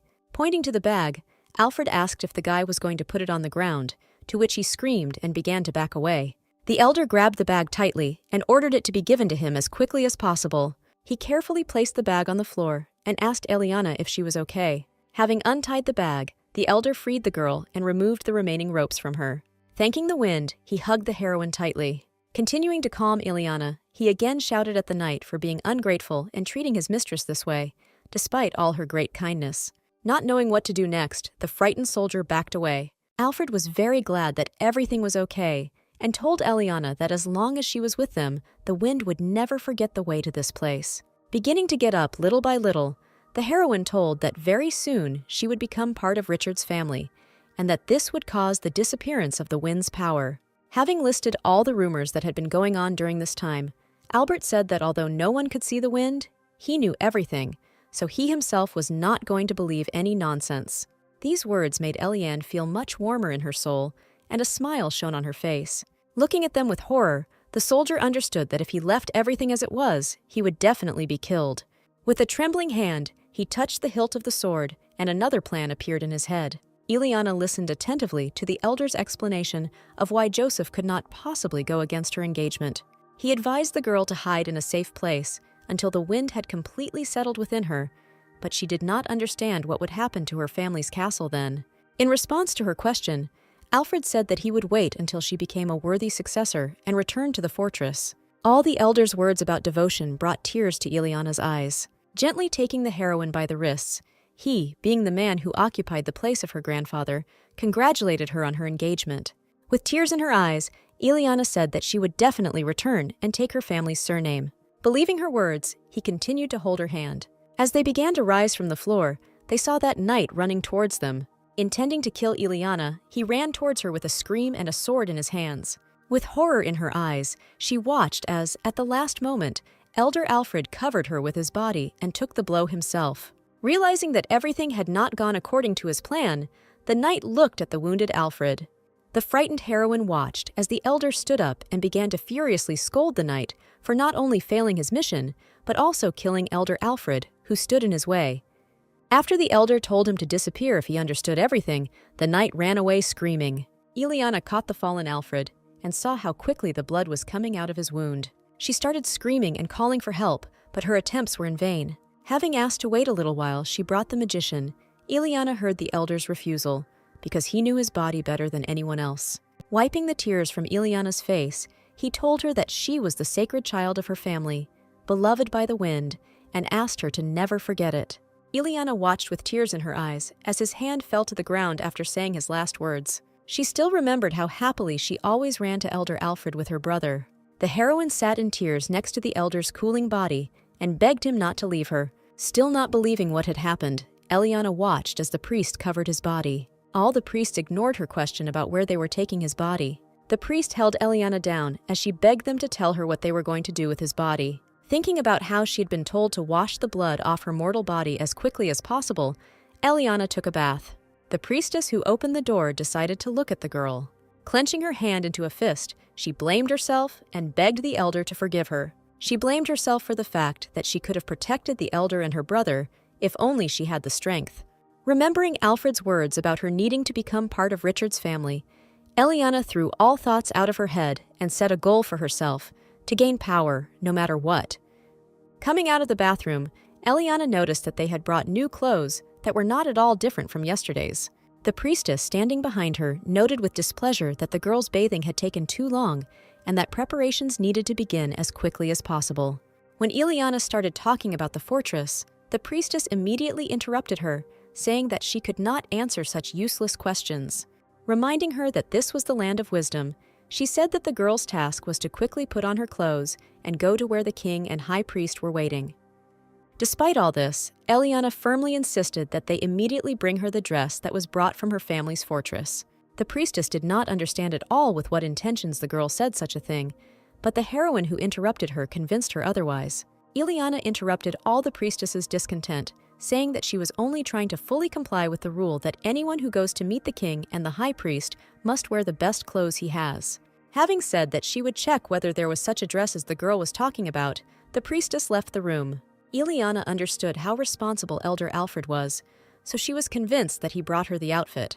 Still a child of her family, she had to make sure she didn't let herself down, so it would be a good idea to wear this particular outfit. While waiting for Ileana at the meeting place, Richard thought that she was a little late and there was a possibility that something had happened. At this moment, Eliana arrived, dressed in the most beautiful long dress, which was complemented by a translucent veil adorning her hair. Looking at the girl, he realized that this dress represented the strength of her family and wondered how she was able to wear it. The thought that something had definitely happened that night was dispelled by Ileana calling out to him. She extended her hand and invited Richard to go and ask for it together. Looking at the heroine, he agreed and took Eliana by the hand. With a request to enter the Supreme Temple, the priests opened the doors. While bowing before the king and the high priest, Ileana and Richard heard a request to rise and look at them in order to understand if there was a lie hidden in their confession. Turning to Richard and saying that he had made an uncharacteristic noise, the king asked whether it would not be better to wait a little longer, since Ileana was only 14 years old. To this question, Richard explained that his whole family was not prone to putting off decisions until later, and his patience had already melted, being absorbed into the land of wisdom. The king knew very well that Richard was characterized by cold-blooded behavior, and was only surprised at how important this girl was to him then. Thinking that he had already lost both his parents and his best friend, Richard understood that even back then, when he saw Eliana in the closet, he had already decided everything for himself. Saying that Eliana was the only dear creature he had left, he asked the king and the high priest to permit their undefiled marriage. The king was very surprised by Richard's uncharacteristic behavior, and only looked at him in amazement. Before he could say a word, he looked at the high priest, who was outraged by the request for permission for this undefiled marriage. He angrily asked Richard if he had heard his request correctly. The priest grinned and didn't really believe that Richard had gotten to the land of wisdom so quickly, just for the sake of marrying a young girl. Turning to Ileana, he waited to hear what the girl would tell him, since she also had a say in all of this. The heroine quipped that if she had not had this right, she would not have dared to ask everyone to gather. The high priest asked how she could even know about feelings for Richard at 14 years old. He was sure that she would one day deeply regret this wrong decision at such a young age. Having said that she could find someone better, the priest asked again with displeasure whether Richard was right for her. Not knowing the answer to this question, she only said that he is the only thing she has. Clenching her palms, the heroine was absolutely certain that there would never be anyone who could compare to Richard. In a crumbling world she had previously trusted, only Richard reached out to her. The heroine said with pride in her words that Richard was ideal for her. The even more enraged high priest believed that all these words addressed to Richard were blasphemous and could only be used towards God. Hearing how the priest shouted at them that the filthy strangers dared to say such sacred words, they looked at him in confusion. Suddenly, without letting him finish speaking, the king stood up and began to happily talk about how this was completely normal, because loving your spouse as God intended was an integral part of the Holy Scriptures. Looking up at the king, who had fully sensed all of their feelings and determination, Eliana and Richard looked towards him with relief. The high priest was taken aback by the king's words that he had no reason to be against their marriage, and because of this, he had to give his consent as well. With the wisdom given by God, the king gave permission for the marriage between Eliana and Richard. Asking them to rise from their seats, he spoke of Richard and Eliana strengthening their devotion to each other with the breath of God. Beginning the process of prayer for marriage, the king carefully handed over the holy book. While reading the prayer, the high priest told Eliana and Richard to confess together. Eliana felt the wind wrap around her fingers in a familiar way. She remembered very well how when Robert held her, a soft wind enveloped them both. Looking at Richard, the heroine had a wild desire to share this wind with him. Looking at Eliana, he carefully took her outstretched palm. A beautiful smile flashed across her face, seeming to illuminate everything around it. Looking tenderly into each other's eyes, Richard said that he was giving his all to Eliana. He was ready to accept all her decisions and act in accordance with her wishes. When they were given the privilege of being a part of each other's lives, the priest asked to see the symbols of their devotion. Not understanding what symbols were being discussed, the heroine had no idea what to do. Seeing how worried the girl was, he began to rummage in his bosom, telling her that there was no need to worry. In his hands was a box, inside of which were 2 beautiful rings with a crescent moon. After his request, Eliana carefully placed the black ring on his ring finger. Richard, asking the heroine to come over, fastened the chain on her neck, on which the ring hung, and said that she could not put it on yet. The heroine looked at Richard with embarrassment and surprise. At that moment, he also looked at the heroine with a not bright but radiant smile on his face. Calling out loudly to Richard and Eliana, Bella moved closer and closer to them. The out-of-breath girl first asked how everything went. With a smile on her face, Eliana showed her the chain with the ring, thus letting her know that everything had gone well. Having already anticipated this outcome of events, Bella happily rushed to hug them both. In response, Eliana, with a sincere smile on her face, also hugged the girl tightly. Looking around after the magician had transported them from the land of wisdom, Richard was surprised. He didn't understand why they ended up at the entrance to the fortress and not in his room. With a bright smile on her face, Bella told him about her debt to Robert, who asked her to stop him from taking the heroine before she turned 18. Without saying much about it, the guy was about to leave, but the girl stopped him. Realizing that he didn't even want to ask a single question, she gave him a hint that he should remember her words that she spoke before they left for the land of wisdom. All he could think about was how she spoke about the discontent of the elders and their daughters. Bella refused his request for another hint and said that if he didn't understand, he would be stuck here forever. Turning around, he wanted to ask Eliana if she had any guesses. Turning around, he looked around and could not understand where the girl had disappeared to. Hearing someone's voice saying that he was a stupid groom who didn't even know where his bride had gone, he raised his head. Looking up, he saw a bewildered Eliana with William and Charles standing next to her. One of them noted that it seemed like the groom was in trouble, and the other asked the girl if she thought this was true. Not understanding what kind of fuss these brothers were making, he loudly asked them about it. Appearing out of nowhere, Olivia, one of the elders' daughters, explained to him that they were simply following his family's old traditions and celebrating the chief's wedding with a banquet. Explaining that he must find his kidnapped bride before dawn, she said that if he did not manage to do so, the marriage for which he had worked so hard would be in vain. Olivia gently placed her palms on Eliana's shoulders and asked the brothers to take care of the rest, to which they agreed with a smile. Suddenly, Eliana heard Richard call her name. After asking her to wait a little, he said that he would find her quickly. With a smile on her face, she nodded her head at him in agreement. As he ran quickly, he saw two brothers who were mimicking his words, blocking his path. When they said that they could suffer from such tenderness, Richard said that he would be the only one who would suffer.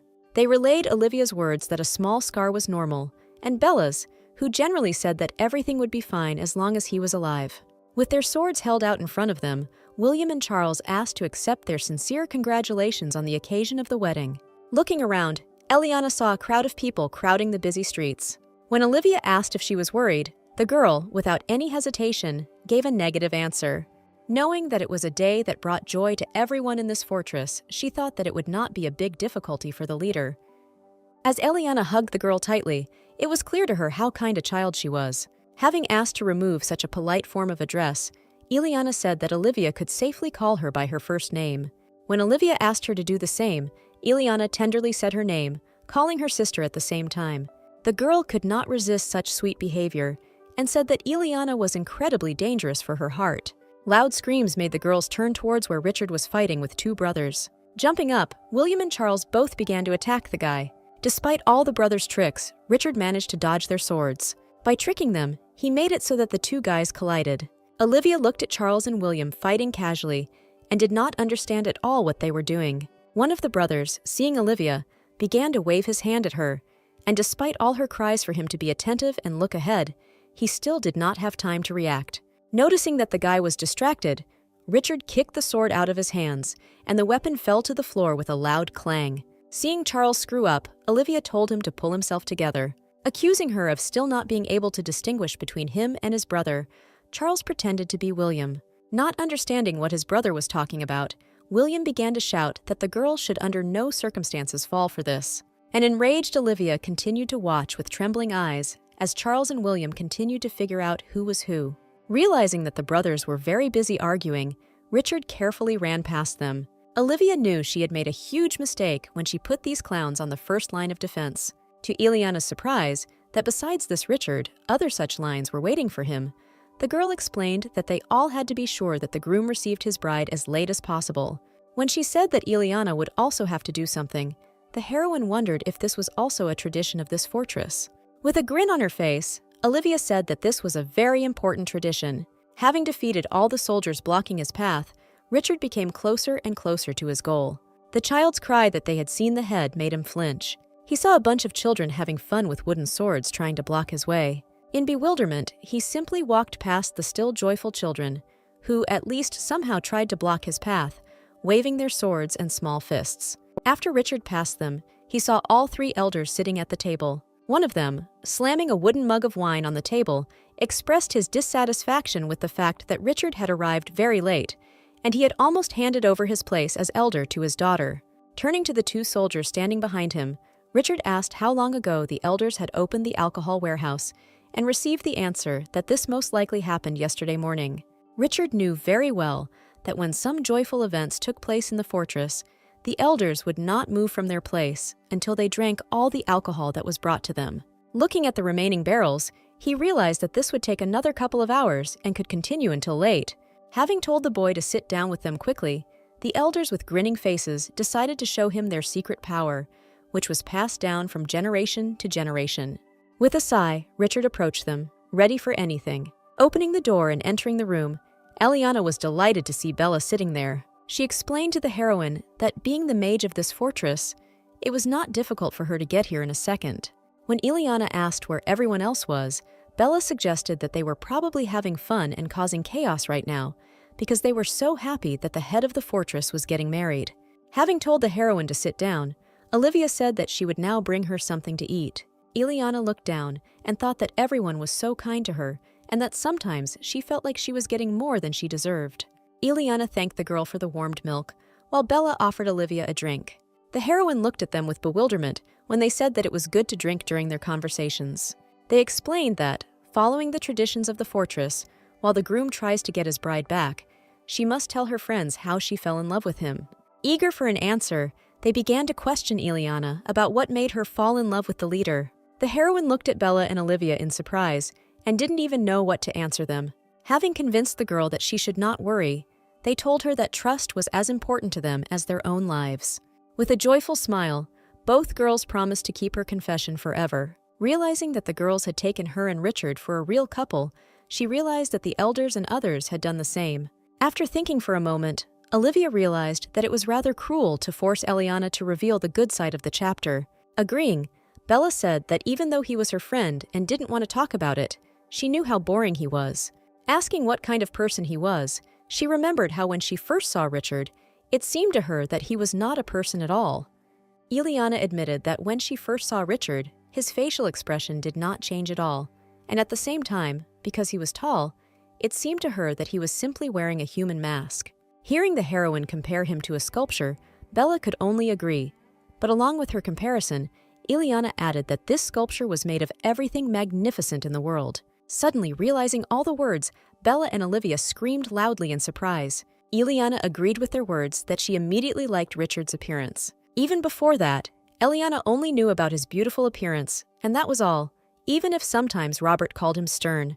But now the heroine managed to understand him from a completely different side. Assuming that she knew why her brother liked the chief, she told him with a bright smile that Richard was a very kind person, and there was no one who would not like this kindness. Thinking that the elders should drink less, Richard left them to sleep at the table. Thinking that he was very lucky that there was no alcohol in the other rooms, he went to fetch his wife. Noticing that Eliana was tired, Olivia suggested that she close her eyes for a bit, because she must be tired after her trip to the land of wisdom. Leaning the girl onto her shoulder, Olivia didn't even look at the fact that Richard was about to arrive. With a bright smile on her face, she said that she would always remember Eliana today, and if she came to her tired, whenever that was, she would tell her everything about today. Olivia really didn't want the girl to have reasons to return, and she deeply hoped that when Eliana grew up, she would fall deeply in love and become happy. Entering the girl's room, Richard was very surprised by what he saw. A tired Eliana slept soundly on Olivia's shoulder, her head resting against hers. Having sat down at the bench, he nevertheless decided not to wake her and was already ready to go back. Hearing Eliana's voice, he turned towards the girl. Rubbing her eyes, she informed him that she had fallen asleep while she was waiting for him. Eliana stood up and held the sleeping Olivia, thus preventing her from falling. She told Richard that the girls had drunk too much and that it would be difficult to wake them up in that state. Worried about the heroine, the guy asked if she should sleep a little longer. Since Alina knew that if she didn't go with him, their marriage would be nullified, she refused this offer. Even though Richard told her that no one but themselves could break the marriage, since they had already made an oath before God, Eliana did not want him to become the laughingstock of the village. Worried about being called that since he had lost his fiancée right away, Eliana heard Richard respond that he could simply be in denial. With a bright smile, she said that, as his wife, she could not allow this to happen. Richard was very surprised by these words and looked at the girl with an astonished look. Saying that they should return to the room, the heroine went forward, but stumbled and quickly began to fall down. Reacting quickly, Richard managed to catch the falling Eliana. The frightened heroine thanked the guy and noted that she should have been more careful. She was surprised by how Richard turned around abruptly and said that he would walk her to her room. Leaving the room, Eliana followed Richard, who was walking ahead. Hearing the heroine sneeze, Richard stopped and turned around. He approached Eliana and, throwing his frock coat over her shoulders, asked the girl to put it on, because it was quite cool in the evenings. Having thanked him for this, the heroine noticed that the atmosphere had become somewhat awkward. Continuing to walk further, she decided to ask what everyone thought about their relationship. Without hearing a word from the guy, Eliana clarified that she thought they knew the truth, but it seemed there was a misunderstanding. Having said that he had already told the elders and their confidants that they were engaged, he explained that he, as the head of the fortress, must put only the interests of the fortress first. Since nothing good would come of it, if everyone knew that he had interfered in the affairs of another fortress because of a friend, he believed that this would be the best option, and although everyone doubted it, they did not say anything against it. When he complained that it made her feel awkward, Eliana began to deny it. She said that Bella and Olivia started asking her about the reason why she fell in love with him. Although she thought for a long time about how to answer them, the heroine confidently told them how wonderful and caring he was. Thinking that he shouldn't have said that, the confused heroine heard Richard say that she shouldn't have said that. Noticing his flushed face, Eliana realized that Richard was embarrassed by her words. Suddenly, Charles and William appeared before them, and seeing that Richard had found his bride, they were saddened that they would no longer be able to make fun of him. When they asked if they were returning from where Olivia was, Richard answered in the affirmative. The brothers were absolutely sure that Olivia had definitely fallen asleep somewhere in an inconvenient place because she was drunk, and they decided to go after her. Since they had already done all the work, they concluded to simply let Richard and Eliana go. Having wished them a good rest, the brothers sincerely congratulated them on their wedding and left. Admiring the brightly shining ring under the moonlight, Eliana felt as if there was a star on it. These words immediately reminded Richard that his mother had said exactly the same thing. At the same time, he explained to Eliana that this ring had been passed down from generation to generation in his family. The heroine thought that this ring was too valuable to be in her possession, but the guy reassured her that even if this was the case, it would be problematic to return the ring back. He explained that if she returned the ring, it would mean the end of their marriage and she would leave the fortress. At the same time, leaning towards the girl, he added in a whisper that it would still happen someday. Eliana was surprised by how Richard said with a smile on his face that however it would not happen today.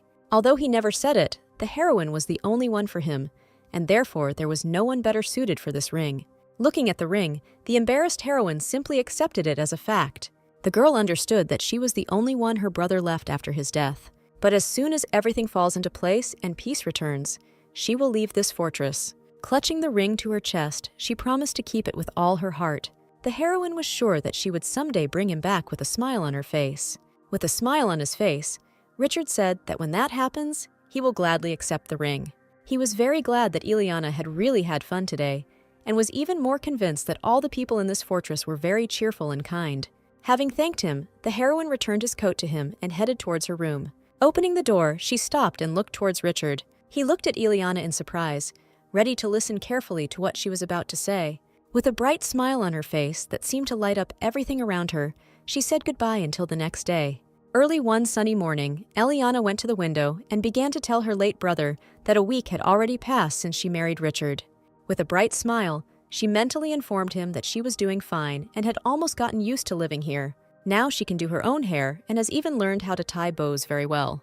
After asking not to worry too much about her, Eliana left her room. Opening the doors, Eliana's joyful expression turned to bewilderment when she saw a piece of raw meat in front of her. She didn't understand how something like that could be lying in front of the door to her room. Richard was busy preparing the dishes while preparing for breakfast. At that moment, Eliana arrived, and wishing good morning, heard a mutual greeting. Richard agreed with the help of Eliana, who offered to take the plate he had in his hands. The heroine suggested that Bella would have breakfast later, and heard Richard's agreement, because he knew that this girl never woke up on time. Richard confirmed the heroine's words that they would stay overnight in the temple, and said that he had already warned Bella about the need to leave early. The guy suggested moving on to food, to which Eliana, sitting down at the table, agreed. Looking at the plate of meat stew, the heroine immediately remembered the raw meat in front of her door. Noticing the way the girl was looking at the food, Richard assumed that she had no appetite. Eliana continued to look at the plate in bewilderment and did not agree with his guess.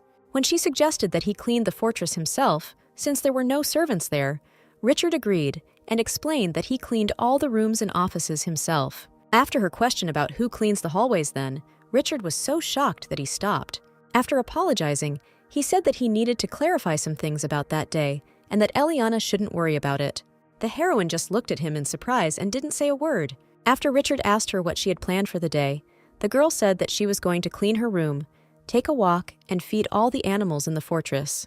Richard reminded her to remember to read at least one book, to which she exclaimed in surprise. Explaining that she was at an age where she needed to learn, Richard said that after Ileana had rested, he would hire her a good tutor who would teach her the basics. Seeing her saddened face, the guy said that such an expression would not help to avoid this, because she needed to know at least the basics. Ileana looked at Richard in surprise, for whom this was a great relief, because all children tend to hate studying. Getting up from the table, Richard said that he would go and wake Bella, asking if Elian would mind if he left first. Not at all against this, Ileana understood that she was being treated like a child again, and although she and Richard had taken vows as a married couple, he was behaving like a strict teacher. The heroine was very interested in what kind of relationship there was between her and the boss. While feeding the dogs, Eliana was suddenly called out by someone's voice. Turning around, she saw Charles and William standing behind her, noting that she had arrived first. Seeing the bucket, one of the brothers said that she had prepared a real feast for these guys, and Eliana, agreeing, told them that this was her last stop. The barking of the dog made Eliana distracted from her conversation with her brothers, who said that they also came here to clean up. She was sure that the dog was not hungry and only stroked him tenderly. One of the guys standing behind said that their mistress, it seems, will not be able to join the nightly order. She was very surprised that the reason for this was that in order to join the club, you had to have at least one scar from a bite from these dogs. The brothers told her that if you make fun of these dogs, they will start chasing and can bite very hard even through a thick layer of skin. Alina was confused because the brothers looked after them so well. Saying that they had no other choice, Charles explained that there was no animal better at finding monsters than these dogs. After this, Eliane immediately remembered those very words of her uncle about monsters.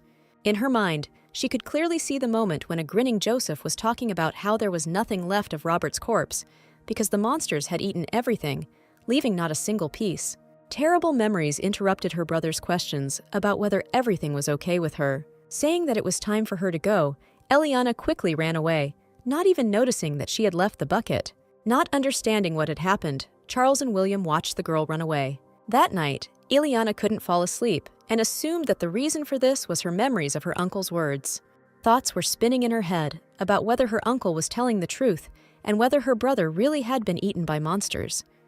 Hearing a loud sound, Eliana jumped out of bed in fright and did not understand what it was, because except for the head, who was not there at the moment, no one should have gone in that direction. Opening the door, she saw a piece of raw meat, just like it was in the morning. When the heroine turned around, she could only see the creature's back and tail, on which large and sharp growths were visible. Not knowing what to do, Eliana continued to look at the end of the corridor in horror. Gathering her courage, she decided to see what it was, and continuing to reassure herself, headed in that direction. Thinking that this fortress must definitely be safe, Eliana reached the end of the corridor and turned around. What she saw made the heroine stop in fear. Before her stood a creature almost twice her height, with a multitude of sharp fangs in its slobbering mouth. After it slowly began to approach the heroine, she backed away. Remembering that she had definitely seen it somewhere in a book, she realized that there was definitely a monster standing in front of her. She turned around abruptly and ran very quickly without even looking back. Running out onto the street, Eliana, breathing heavily, quickly ran across the bridge between two buildings, sparing no effort.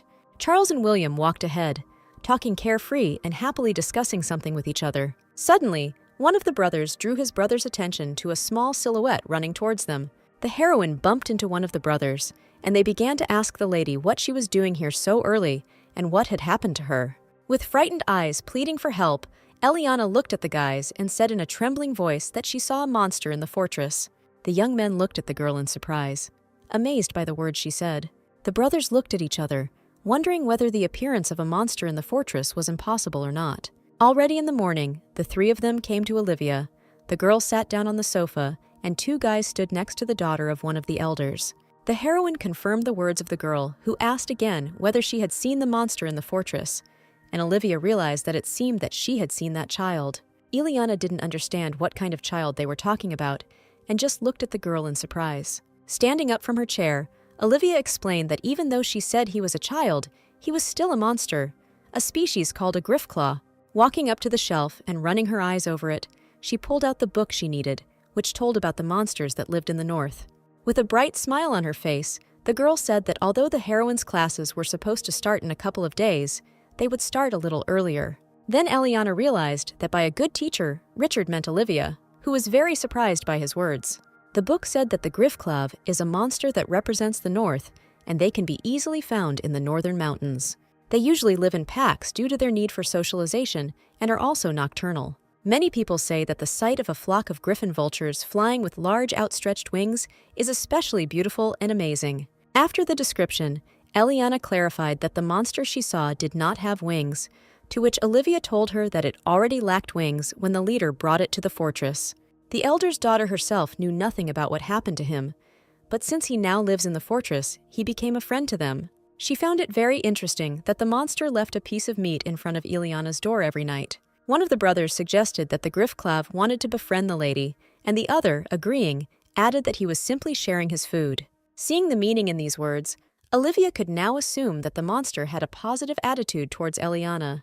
Both brothers thought that the leader should know more about this monster than anyone else, since he understands his speech, but Olivia said that he is not in the fortress now. The elder's daughter was surprised by Eliana's request to lend her a book. She explained that she didn't want to just sit and wait for the leader to return, because she was now officially part of this fortress. With all seriousness in her words, Eliana said that she would find out everything about the Griffclaves on her own. Olivia and Charles and William, standing behind her, were very surprised by such a statement on her part.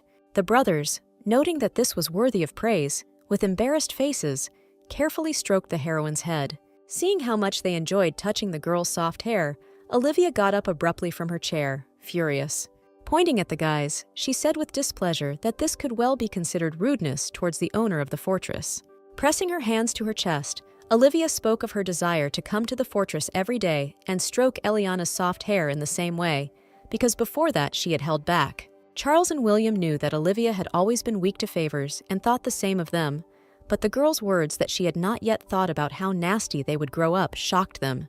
William asked his brother if he had heard Olivia say that they were nasty, and Charles, with tears in his eyes, said that those words had struck him in the heart. After the girl said that she didn't mean it that way, Eliana couldn't help but smile at her friend's sweet behavior. On a bright sunny day, Richard was walking around the temple. Suddenly a voice called out to him, and raising his head, he saw two priests standing in front of him. After greeting him, one of the priests decided to ask if it was true that he had gotten married. They reported that in the temple, they were talking only about this news and about their very romantic relationship.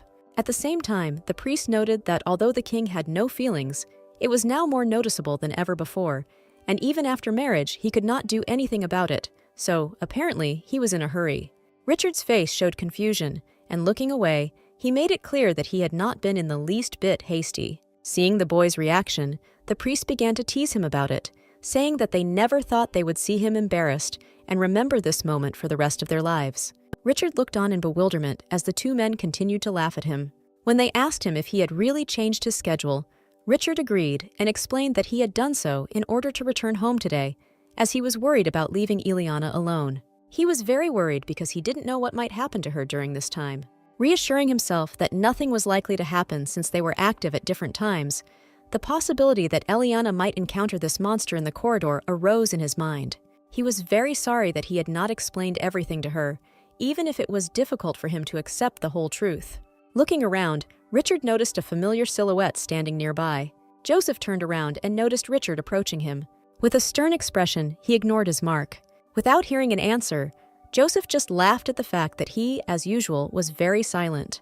Clarifying that even if it was quite late, with a grinning expression on his face, he congratulated Richard on his marriage. After these words, only anger and fury were visible on Richard's face, but not gratitude. With a glare, Richard emphasized that congratulations, especially from him, were unnecessary. Joseph came a little closer and, laughing, asked in surprise why he was saying such a thing. Smiling, he expressed surprise, because for him, Richard had become like a son-in-law. Richard, with his hand extended to his belt, realized that the sword he had intended to take out was missing. The boy glared at Joseph when he mentioned that weapons were strictly prohibited in the land of wisdom. At the same time, the grinning man expressed all his regret that he did not have a weapon, since it would have allowed the guy to do whatever he wanted. Putting on an even more evil smile, he suddenly remembered his beloved Eliana and began asking if everything was okay with her.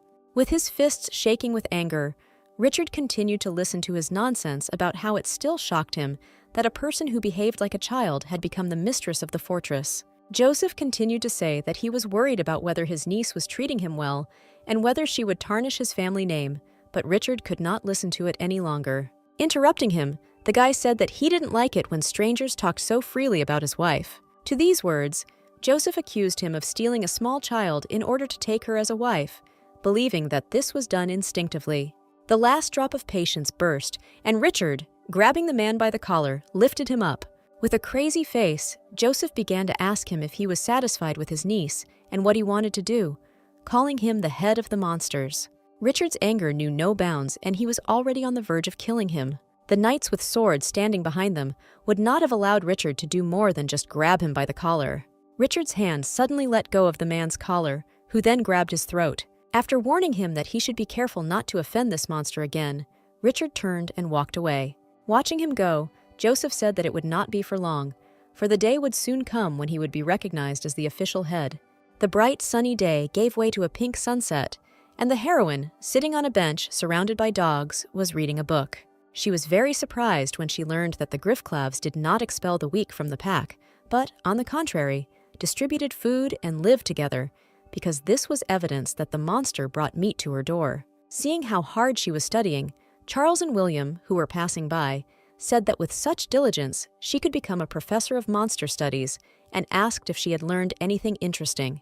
With confusion on her face, Ileana shared her assumption that the cub perceived her as the weak link of the pack. Confirming his guess, the brothers named the reason he considered her weak as the fact that their mistress was very small and cute. In honor of this, they suggested somehow thanking this cub, and Eliana found something in the book that he would like. Having learned that the Griffclavs liked dried fruits, the heroine asked the knights if they might happen to have any in the fortress. Even before his departure, Richard came to Griffclav, and having apologized, said that he had come to say something, to which he looked at him questioningly. He explained to the cub that he had brought Ileana here the previous night, and added that they were active at different times, so they would not be able to meet. But because she became part of this fortress, the leader asked him to take care of her. Griffclav happily agreed to his request, and he thanked him. On a moonlit night, Griffclav woke up as usual after his daytime nap. Taking a bucket of raw meat with him, he imagined how he would share it with the weak lady. As soon as he thought that after she ate this meat, she would immediately become stronger, the cub became very happy. Taking a bucket and a broom with him, he left his room. Turning around, he looked in surprise at the person standing near his room. Ileana, standing there, was frightened and didn't even know what she needed to say. When the cub came a little closer, he made a sound again, as if asking what the girl wanted from him. Having loudly apologized, the heroine with a sharp movement extended a basket covered with cloth in front of her. Carefully pushing aside the fabric, Griffclav took several pieces of dried fruit from the basket. After trying the treat, he liked it so much that he began to dance with joy. Ileana was very happy that he liked the dried fruits she brought so much. She was very surprised when the cub gave her an iron bucket of raw meat in response. Holding out the bucket, the Griffclav made a sound that implied that the girl should take the bucket from him. Having thanked him, Eliana refused such a gift, saying that she only eats boiled meat. The room was filled with bright light, and Richard and Bella appeared in it. The girl asked him what their plan was now. In response to her question, Richard suggested that they make a schedule for the next day from the very beginning and as early as possible. Already in the morning, Richard apologized for calling Bella so early, to which she said that there was nothing wrong with it, because the situation was quite urgent. To begin with, she wanted to continue yesterday's conversation. According to Richard's guess, when the betrothal ceremony took place, Joseph was in the lands of wisdom, and at the same time he felt the magic of the wind in the territory. Bella noted that the temple couldn't help but know that low-level mages, who weren't even responsible for the heads, were using magic indiscriminately. She knew the priest had definitely approved of Joseph's presence, but since Eliana was safe, the bastard's plan had failed. Richard heard a question from a confused Bella about what prompted the high priest to help him in the first place. The guy told her that in the fortress on the land of fire, as well as the birthplace of the priestess, he was aiming for the place of the next king of wisdom. Very surprised by this answer, she asked whether he meant the high priest's wife when he mentioned the priestess. Richard began to tell about how several years ago the previous head of this fortress suddenly died. Since he had no children, people assumed that one of his 3 nephews would take his place, and, as expected, the second nephew, who had succeeded in the power of fire, took the place of the chief. Sometime later, the youngest niece, Amanda, was chosen as a priestess, and the current high priest took her as his wife. However, there is very little information about the eldest of the three nephews, and there is also a possibility that he is secretly plotting something. At the same time, Richard noted that there are many questions about the death of the former head, and since they seized power in the temple, people are certainly worried. Bella expressed her opinion that there was a high probability that the high priest was helping the priestess and this fortress. The girl was stunned after she realized that these people also helped Joseph become the leader. Picking up on the girl's thought, Richard said that after he became the head, he would have the right to vote in the election of the king of the Land of Wisdom. Bella was very surprised by this fact, but Richard calmed her down a little, saying that Joseph's position was still temporary. The boy pointed out that if he wanted to be officially recognized as the leader, he had to train his wind power. Along with this, Joseph still had to find the castle's mage, who had disappeared after Robert's death, and logically, this would be his most important mission.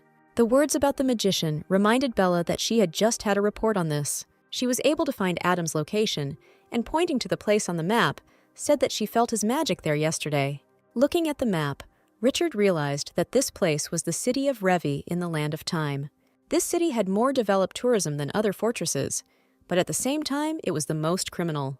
Bella was sure that it was definitely his magic, even if it was weak, and assumed that he had not used magic for a long time so as not to be noticed. She suggested that maybe he had been in a situation where he had to use magic, and Richard had told her that they should prepare. Bella was very surprised when he suggested leaving tomorrow. She informed the guy, who was about to leave, that he was acting too quickly and that Ileana would probably get tired. Opening the door to the room, Eliana asked with a bright smile if they had decided when they were leaving. Richard didn't know what to say when Bella said that it was she who called her.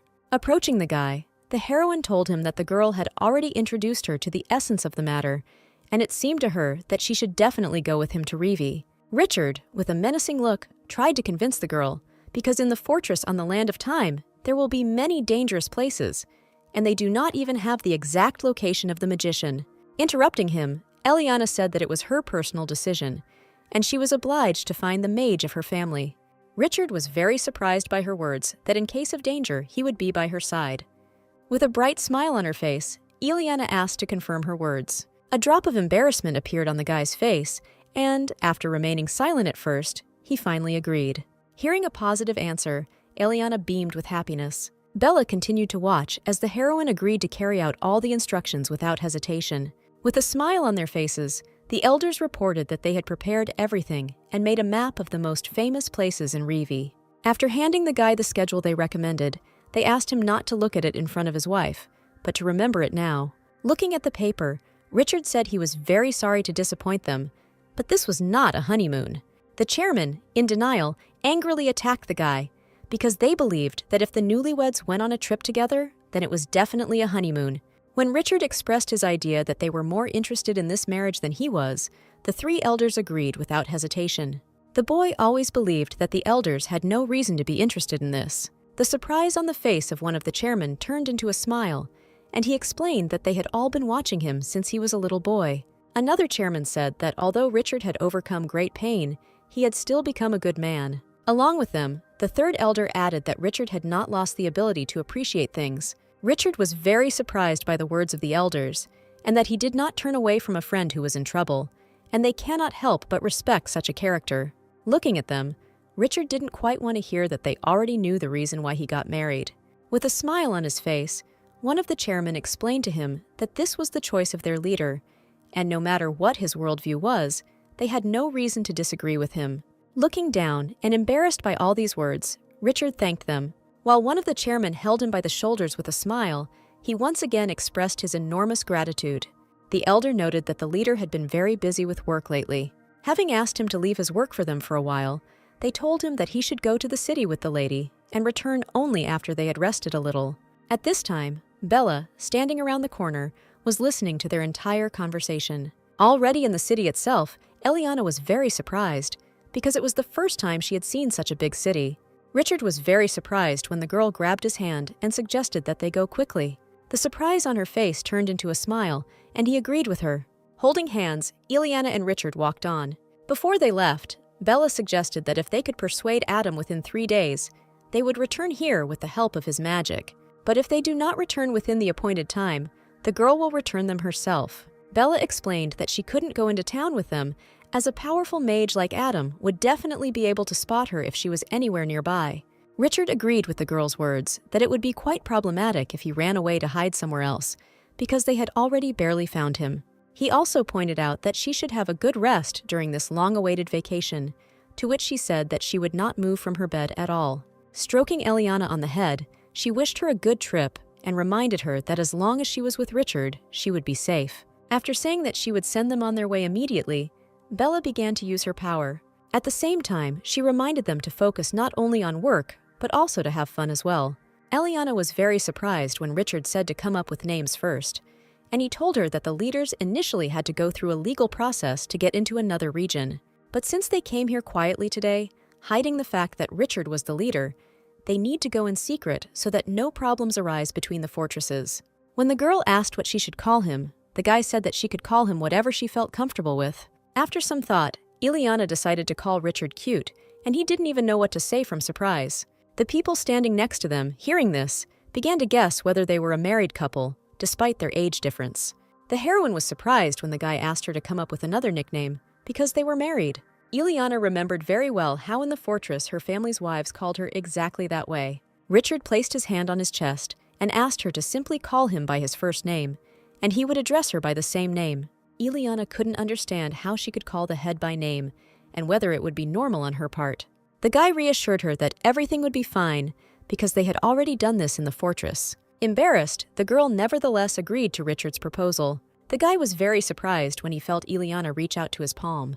Taking him by the hand, the heroine suggested that he look around, calling the guy by name. Seeing the shop, the girl called Richard so that he could see what beautiful hats were there. Amazed by the beauty, Eliana took one of the hats, which she also liked. After trying it on, the smile on the girl's face became even brighter, and she asked Richard how she looked and whether the hat suited her. Smiling, the guy said that it suited her. Having asked him to take a look, the heroine handed him the hat and was sure that it would suit him. When Richard put it on, the girl said that he looked really cool. The guy's face looked embarrassed, and at that moment, Eliana chose a hat for Freddie as well. Richard looked at the heroine with a terrifying look and asked who Freddie was. Realizing that she had never told Richard anything about him, she revealed that Freddie was Adam's student.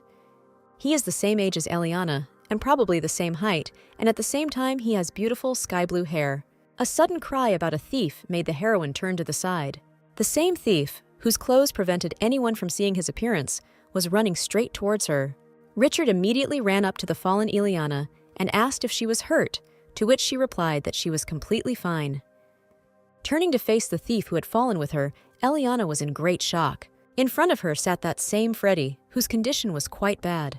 Looking up, he realized that it was his mistress standing before him. Suddenly, the seller of the shop from which the boy had stolen the bread appeared from the alley. Frightened, Freddie ran away without even looking back. Without having time to stop him, Eliana became increasingly surprised by what had happened, and the salesman standing next to them continued to shout after the guy. Hearing the heroine call his name, he assumed that they knew each other, but the dumbfounded Eliana didn't even know what to tell him.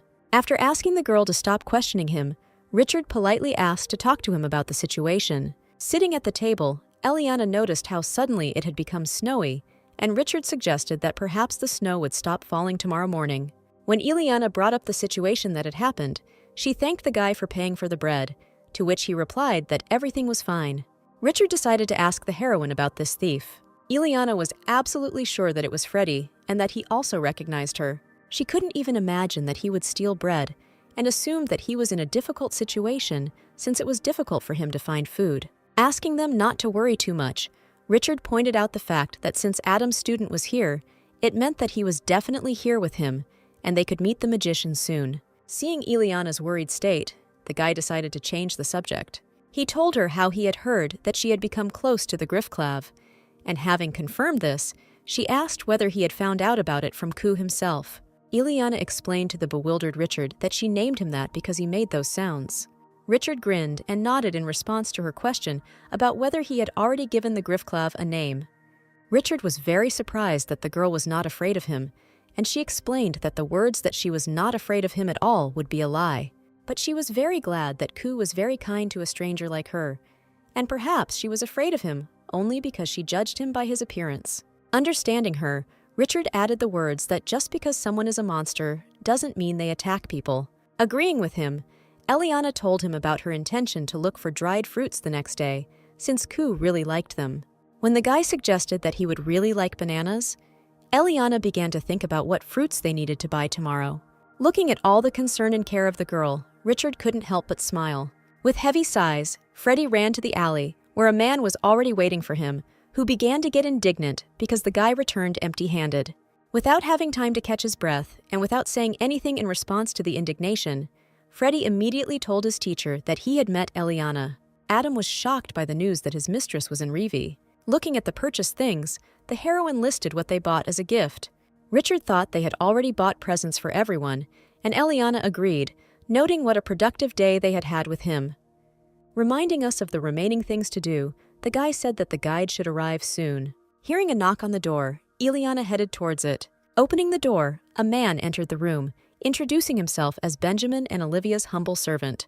Eliana was very surprised when the man mentioned the honeymoon that his boss wanted to make unforgettable, but Richard covered her ears and told her not to listen to him. Benjamin relayed Olivia's words that this is a vacation for young people who have been married for less than a month. Richard stopped in displeasure when Eliana, hearing about the couple and the vacation, agreed with his words.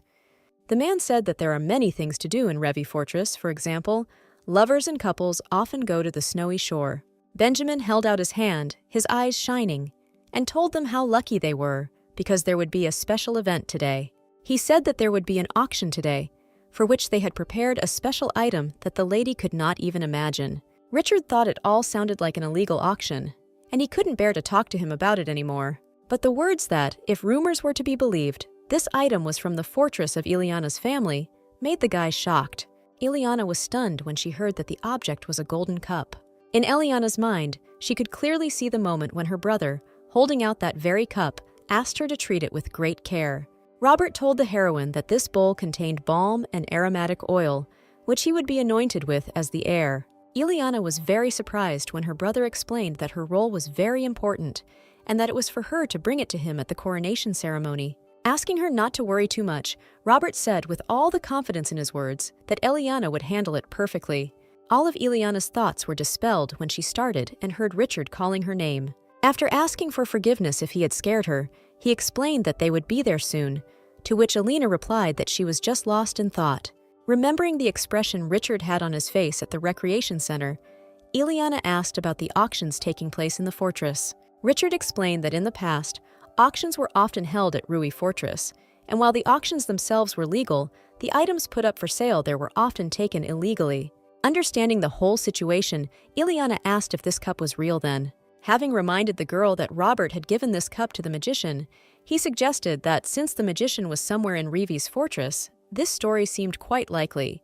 The words that they still didn't know how the cup ended up at the auction made the girl think, and she realized that she would only be able to find out about this when she met Adam in person. Having stopped the carriage, the guide shouted to the guests with a smile that they had arrived. Looking out the window, Eliana waited for the guide to open the gate for them. Suddenly, Richard revealed that while it was not uncommon for a mage to have an apprentice, he did not know about Adam's apprentice, and Eliana told him that it was her father who brought Freddie to the fortress. At the same time, she suggested that this was precisely the reason why Adam didn't like him. When he showed his magic on flowers as a child, the heroine was surprised by it and considered it incredible, while Freddie himself was not sure about it. With an embarrassed look on his face, he said that even his teacher considered it a basic skill. Eliana silently looked at the boy, whose eyes were cast down and whose skills were clearly underestimated. Turning to him and inviting him to look at it a little closer, she held out a pot of flowers to him. While he was looking at the flowers, the heroine told him that no matter how much she watered them, the plant still withered. But thanks to Freddie's magic, her flower regained its beauty. With a smile on her face, she told him with all confidence that he was a very excellent magician. At these words, Freddie's eyes sparkled, and even more confusion appeared on his face. Noticing that his face had turned red, Eliana realized that he was embarrassed and just laughed at him. Freddie, who was standing not far from the fortress, was called out by the teacher's voice, who asked how long he was going to stand there like a pillar. Adam was sure that the lady had come looking for them after the spell he had cast on the cup had been traced. Pointing his finger at Freddie, the enraged teacher yelled at him for not thinking to bring the lady here since he met her. The guy just continued to silently listen to Adam tell him what a disappointment he was for simply running away from there. Turning around, Adam told him to forget about it because they had bigger problems than that. Looking at Ravi's fortress, Adam said that they needed to get the cup from the auction as soon as possible, which was about to start very soon. The lights illuminated the stage and the host appeared, greeted everyone, and announced that he was hosting Ravi's auction again.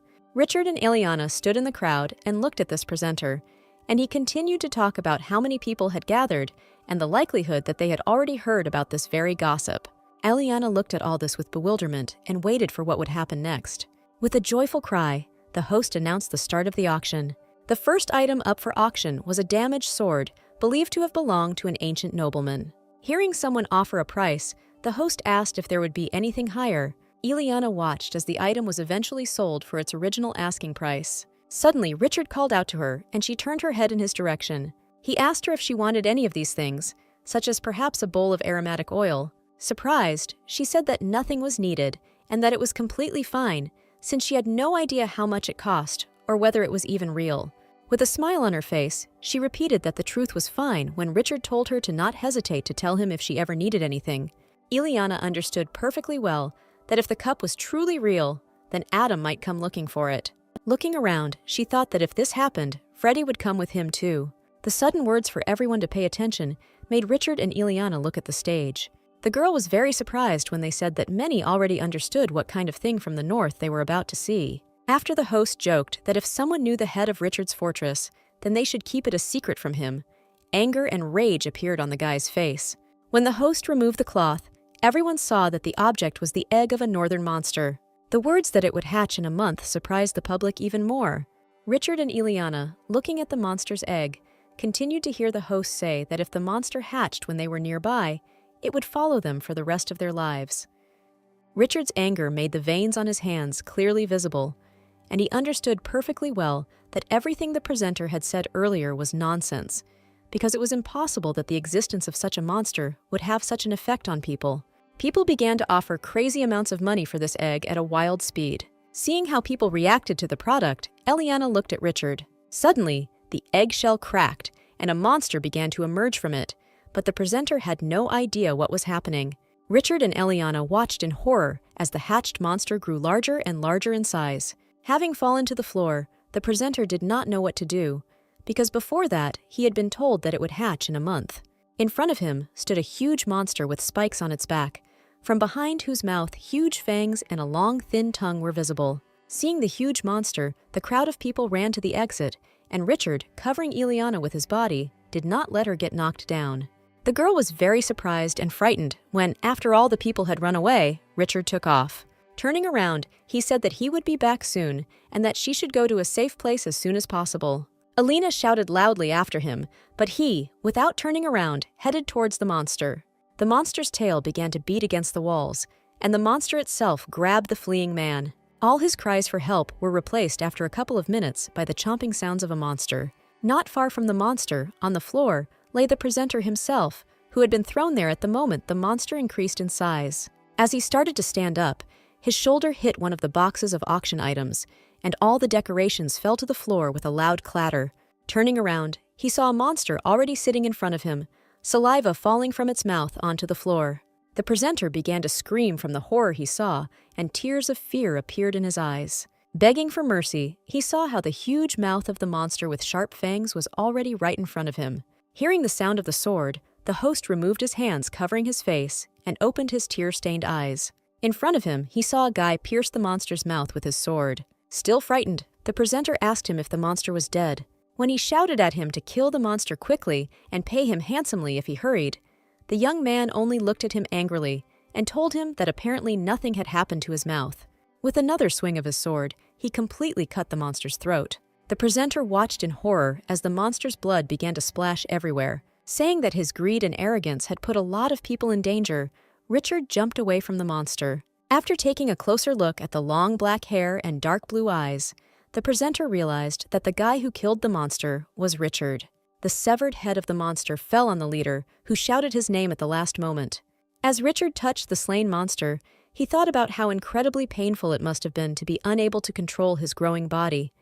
Richard knew very well that a monster could not grow so suddenly, so there was definitely an external factor of a magician or someone close to him. In a menacing voice, the guy told this someone to stop hiding and come out, but he heard nothing in response. The heroine looked with bewilderment at how Richard spoke about what was waiting for him to decide how to punish him, because he was a magician of Ileana's family. With anger on his face, Richard demanded an explanation of what had happened on the way to the fortress. Adjusting his glasses, Adam stood there in bewilderment, not knowing what to answer him at all. Even after they left the building, the magician was very glad that his mistress was safe, and she also noted how good it was that he and Freddie were not hurt. Adam was very surprised by Ileana's question about what brought them to the city. He began to tell how that night Robert ordered them to flee immediately. Due to the sudden attack of the knights, he and Freddie quickly escaped from the fortress. He was very sorry that he could not fulfill his duty as a fortress mage, but Ileana told him that everything was fine. After the girl said that she was sure that it was hard for them in an unknown area, Adam said that the city was full of lawlessness and that his cup of aromatic oil had almost been stolen.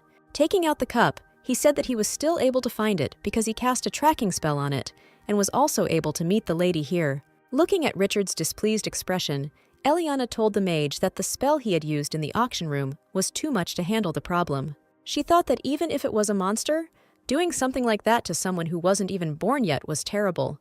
Adjusting his glasses, Adam said that he would have been stuffed anyway immediately after his birth. Disappointment and surprise overwhelmed Richard after these words. Ileana was no less surprised, and Adam said that he had simply led him to his inevitable death a little earlier.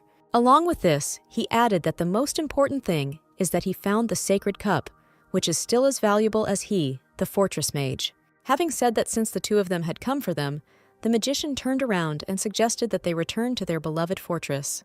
Ileana watched as he already wanted to set off without delay and said to follow him. Adam was very surprised by her words that they could not go to the fortress now. Already in the cafe, Adam was very disappointed because he didn't think that all the rumors were true.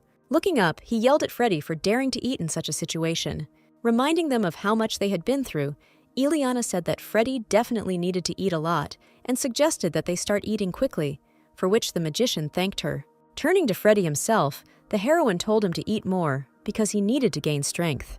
Eliana was very surprised when he asked her for forgiveness. Freddie said that he ran away after such a surprising meeting only because he was very ashamed of stealing the bread. He noted that if he had been more careful with his luggage, the cup would not have been stolen, and everything that happened was only due to his incompetence. Saying that everything was fine, Eliana put her hand on his shoulder and said that all this only happened because they were in a hopeless situation. With a smile on her face, the girl reminded him that he was still the same great magician for her. From these words, the young man's face turned red, and tears began to appear in his sparkling eyes. Trying to change the subject, Eliana said that dessert would be arriving soon, and asked Freddie if he would like some, to which he agreed. Looking at how the heroine managed to resolve the whole situation, Richard smiled. Already in the fortress, Eliana, giving meat to the dogs, told them not to make fun of her, because they still had some meat. Seeing how fast the dogs were eating, she guessed that they must have been very hungry. Richard said that when he checked them, they were all in good shape, and he would most likely be able to subdue them without any problems. He answered affirmatively to the heroine's question about whether he was leaving tomorrow. After this, the heroine asked when he would return. He said that he usually leaves for a week or more, as they are constantly moving, looking for traces of monsters, and when they find them, they destroy the entire pack. Hearing this, Eliana noted that this work seemed very dangerous and difficult to her. As he was about to leave, Richard told of one example of an overpopulated group of monsters that fly to the village. He said that, usually, hungry monsters are very hostile to every person they see. Richard's family was called upon to protect people from them. Eliana also noted that she sees some people catching monsters from the north in order to buy and sell them illegally, to which Richard agreed with her. Remembering the monster from the auction, she thought it looked like it was in excruciating pain. Richard explained that even though people know the danger of monsters, they still use them for their own personal purposes, and that is why it becomes difficult for people and monsters to exist together. Then, Eliana said that seeing how Ku was protective and happy with small gifts, she realized that they also had feelings, and just because they couldn't understand each other didn't mean that people could use monsters for fun. Agreeing with her, Richard said that he was very glad that she had the same opinion, to which Eliana explained that it was all because of her training as his wife. Hearing these words, a smile appeared on Richard's face. Leaning his hand against the gride, Richard asked her if she would mind if he came to see her. Imitating Richard, Bella asked if Ileana would mind seeing her today. The girl was still surprised that it was actually Richard who said that. She said that she wanted to ask why, but at that moment, a knight came who was looking for him. Ileana was very surprised when Bella suggested that before he left, Richard wanted to perform a ceremonial tradition with her. The girl explained to her that the tradition was to give a gift to someone who was going on an expedition, as a symbol of hope that he would return. After saying that friends do it too, but married couples should do it, Ileana asked what kind of gift it should be. Bella told her that usually these are things that can be carried with you, but you can give anything, for example, a button. The sudden scream was very, very loud and interrupted the girl's conversation. Freddy was screaming loudly about the monster and asking Adam to deal with it, which made the girls turn around. In front of them stood Ku, with Adam and Freddy sitting next to them, looking scared. Not understanding what was happening, Ileana watched as Bella approached them and noted that they had shown up quite noisily. Getting straight to the point, she said that even though Ku was a monster, he still worked with them. After asking them not to do anything stupid, she said that Richard would not leave them alone if they used strange magic or cast a spell on him. Looking at the girl with a less than pleased expression, Adam said that they had misunderstood him. When he started talking about his accomplishments and how he couldn't possibly make the same mistake twice, Bella just turned around and said that she didn't care at all and that no one had asked him. Turning around, Bella added that she was the youngest mage working for the head. The fact that she said this in case he went around bragging like before made Adam angry. Ileana ran up and greeted Ku with a joyful smile. After stroking him, she explained to the bewildered Bella that she had given him this name recently. Pointing to the departing mage, Bella explained to Ku that the man who had been bragging recently was Adam. Turning around, she told him that Adam's student, Freddy, was standing there. Approaching him, Ku looked at the young man with interest, and Bella, who was standing behind him, said that since he and Adam would be here for some time, Richard said to introduce them in advance. When Ku poked his nose into Freddy's shoulder, even with such force, the young man was thrown back a couple of steps. Shaking his head, the monster realized that Freddy was also quite weak, and this was no good. Opening his eyes, he saw the young man looking at him with admiration, because it was the first time he saw a monster so close. Looking at Ku, Freddy said that his slender body and shiny tail were not at all like the ones he had read about in books. The monster was very happy with such compliments and put his tail on his shoulders, and noticing this, the girl standing behind him realized that he was very pleased with Freddy. Suddenly, Alina remembered the gift and began to think about what to give Richard. Already at night, Ileana kept thinking about what Bella told her about how it doesn't matter what the gift is. Knowing that the chief was a very good man, she understood that he would probably be pleased with any gift she gave him. Hearing a knock on the door, Ileana got out of bed. Opening the door, Richard walked into the girl's room with a serious face. With a trembling voice, a nervous Ileana noted that he had arrived. Seeing that Ileana was ready for bed, Richard thought that he seemed to have come quite late. He said that he wanted to meet before she went to bed, but apparently that didn't work out, to which the girl replied that she simply changed her clothes in advance. Silently, Ileana carefully closed the door to her room. Suddenly, Ileana and Richard turned and addressed each other at the same time. Ileana was very surprised when the guy told her to speak first. Richard was ready to listen carefully to what the girl had to say. With thoughts of what she needed to tell him about the ceremonial tradition, Ileana tried and was only able to utter a couple of sounds. Suddenly, she pointed to a chair and shouted that they definitely needed another chair. Richard watched in bewilderment as Ileana tried to explain her request. Having agreed, he said that he would bring a chair here since there were many of them in the fortress, and the confused Ileana thanked him. Ileana tried to reassure herself that since they weren't technically a married couple, the chief's visit might not be tied to ceremonial tradition. Looking at Richard, she thought that if that was the case, he might feel burdened by accepting the gift. Turning to the girl, Richard suddenly began to talk about how if she had any request or problem, she should not be afraid to turn to Olivia or the elders. Surprised, Ileana listened to him say that although he knew how independent he was, she probably had a lot of things she wanted. Richard believed that if he didn't say this, the girl might start to accumulate stress, and that's why he wanted to meet. Ileana was very confused and surprised when he said that she was part of his family, emphasizing it as a fact. With a smile on his face, the guy asked to trust his family and rely on them. Seeing that the girl had lowered her face, he called out to her. Without letting him show her face, red with embarrassment, the girl agreed and said that she would do just that. At the same time, screams were heard throughout the entire fortress of Ileana's family that someone was invading them, and that the Lord needed to be properly protected. The thin knife quickly fell to the floor with a loud clang. Picking it up, Joseph told his attacker that he had heard that it was his first visit to the fort in 8 years. The man said with a grin that he could not have imagined that he was going to kill him with such a thin knife. Anger began to appear on the boy's face as Joseph began to remember how Adam praised him for being a very smart child. Turning to Tyler, he said how pathetic he looked when he acted on emotions. Coming closer, Joseph began to talk about how he should be aware of what he had done, because it would be considered a huge sin. Tyler's face grew even more angry as the man demanded an excuse. His angry words about Joseph being a disgusting traitor made the man surprised. Tyler believed that becoming the caretaker of the fort blinded him to his own desires, and that was the reason he killed Robert and his grandfather. Laughing, Joseph reminded that the boy's family and he himself had received attention from several geniuses and therefore could be deluded. Adjusting his glasses, he said that in memory of his parents, he would pretend it never happened. Joseph said the truth was that Robert committed suicide. After hearing that his grandfather's killer was Ileana, the boy's face reflected a mixture of surprise and disbelief. Not believing him, Tyler exclaimed that he shouldn't make fun of him because he too had been in the land of wisdom and knew that his grandfather had died after being stabbed and his body had never been found, while Ileana couldn't carry a knife. With a smirking face, Joseph tried to convince him that Ileana was not the kind child he once knew. Tyler didn't want to believe his words that Ileana hated her uncle because he took the place of her brother who committed suicide, and since Alfred was under his protection, she also hated him so much that she decided to kill him. He tried to prove that he was the only master for Tyler because Eliana chose another family and he was left all alone. Extending his hand, Joseph said that if Tyler became the king's prime minister, he should return to the land of wisdom to continue his studies.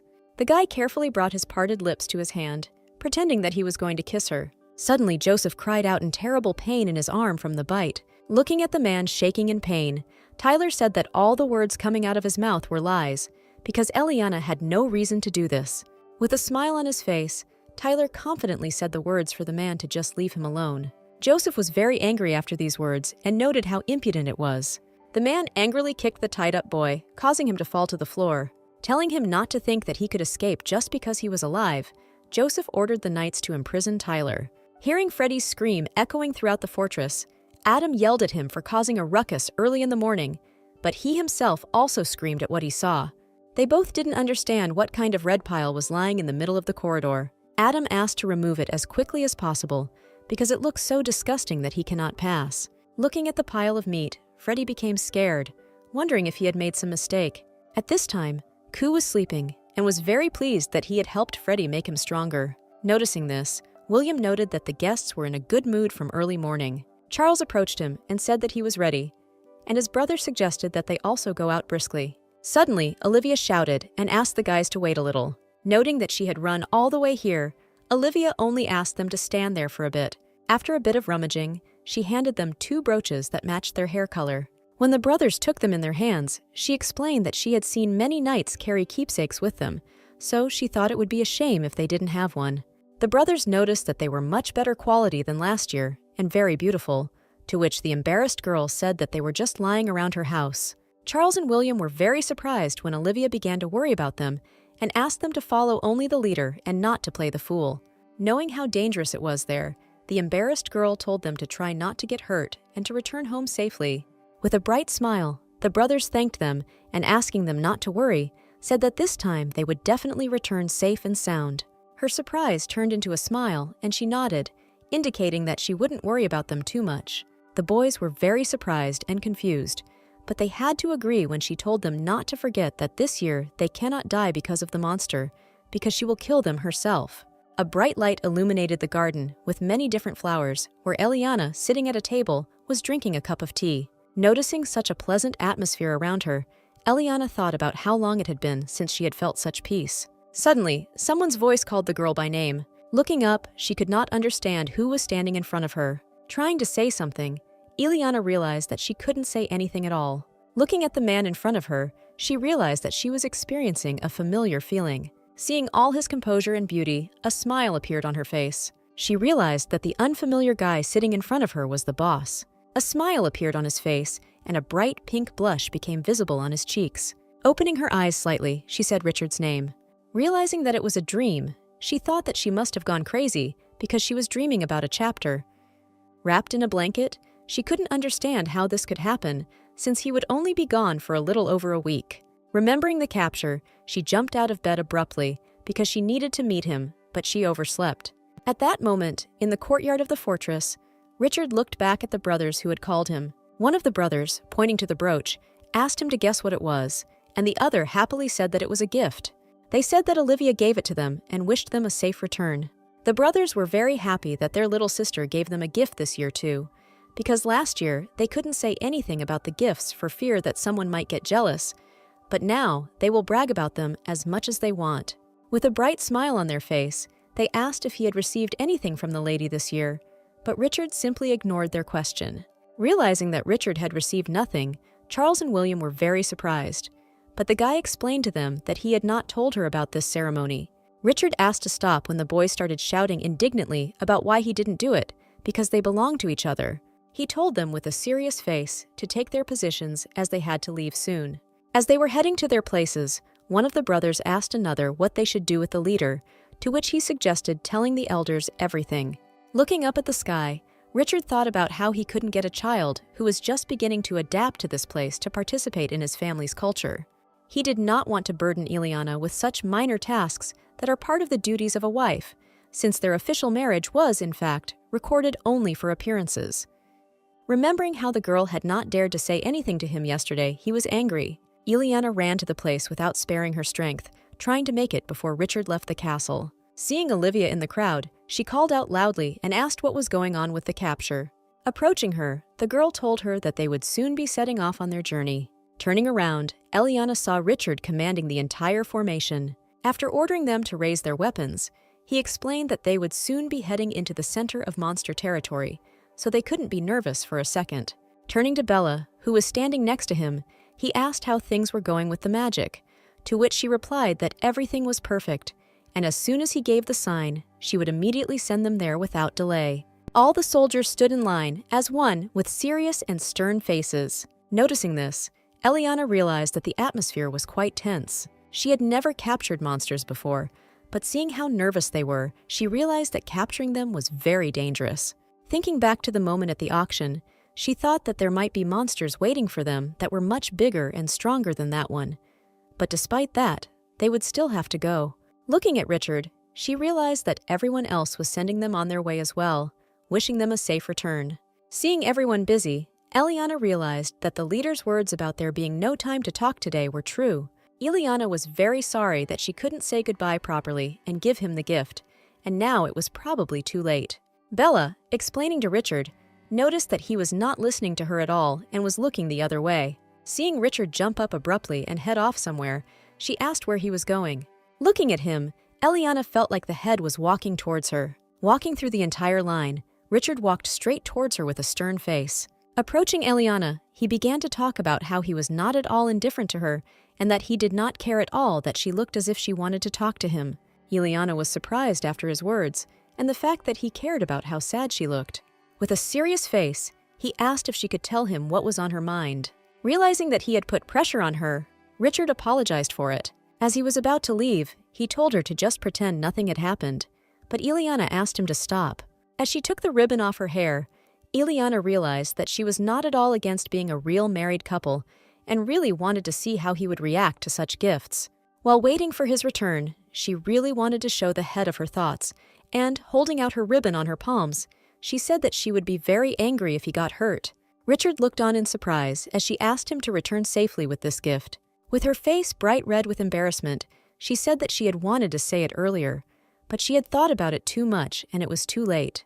Taking the ribbon from her hands, Richard carefully tied it in his hair. Placing his fist to his chest, he promised to return in one piece and destroy all the darkness of the north. In exchange, he asked her to be safe and sound and gently took her wrist. Richard tied a ribbon there and said it would be a gift from him.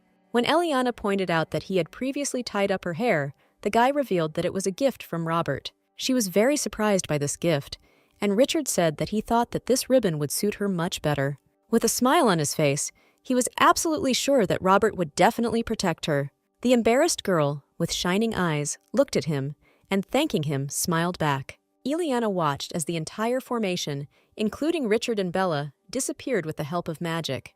She was very surprised when Olivia, pulling her towards her, asked if she didn't feel like she was much closer to the leader. The heroine looked down in embarrassment when the girl began asking how she was doing and whether her love had grown stronger. Their conversation about Eliana bringing her gift quite late was interrupted by a strong wind. Worried about the girl, Olivia asked her if she was okay. Having agreed, Eliana decided to look around, and Olivia did not understand why such a strong wind was blowing now. Looking towards the north, the heroine saw what bad weather there was in that direction. A week had passed since Richard had led the knights to conquest. An anonymous telegram arrived from her family's fortress to Eliane. The heroine's face filled with horror when she read that Tyler would soon be executed.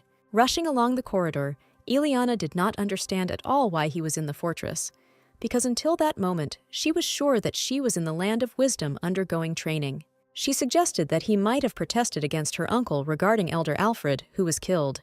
The heroine thought that it was only her fault, since she could not protect Elder Alfred. Continuing to run, she suddenly crashed into someone's shoulder and fell. Sitting on the floor, Eliana looked up and saw Olivia, who asked if she was okay. The girl extended her hand and asked where she was going in such a hurry, since she couldn't even see anything in her path. Seeing that Eliana looked a bit unwell, Olivia asked if something had happened to her. The heroine was very surprised when she suggested that she tell her about her problem and she would try to help her. Already wanting to tell about everything, thoughts came into Eliana's head that she couldn't tell her, because everyone could find out about Elder Alfred.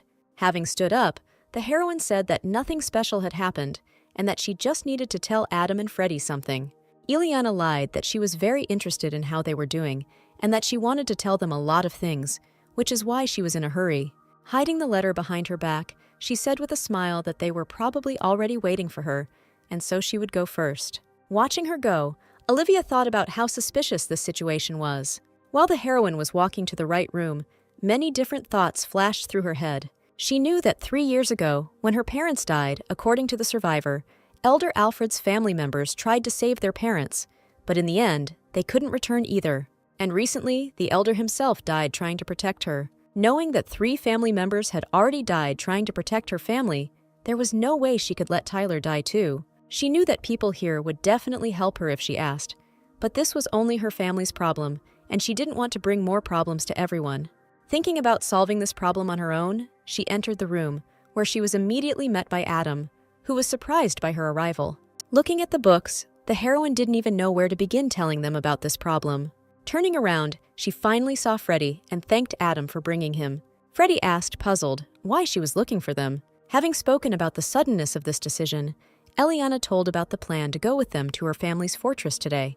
Upon hearing this, Freddie and Adam were shocked by this decision. Having interrupted Adam, the heroine was sure that this seemed strange to them because she wanted to go back there when she had just escaped. Handing over the letter, she asked them to read this anonymous telegram that had been sent to her from the fortress. Adam took the letter in his hands, and having read it, was very surprised.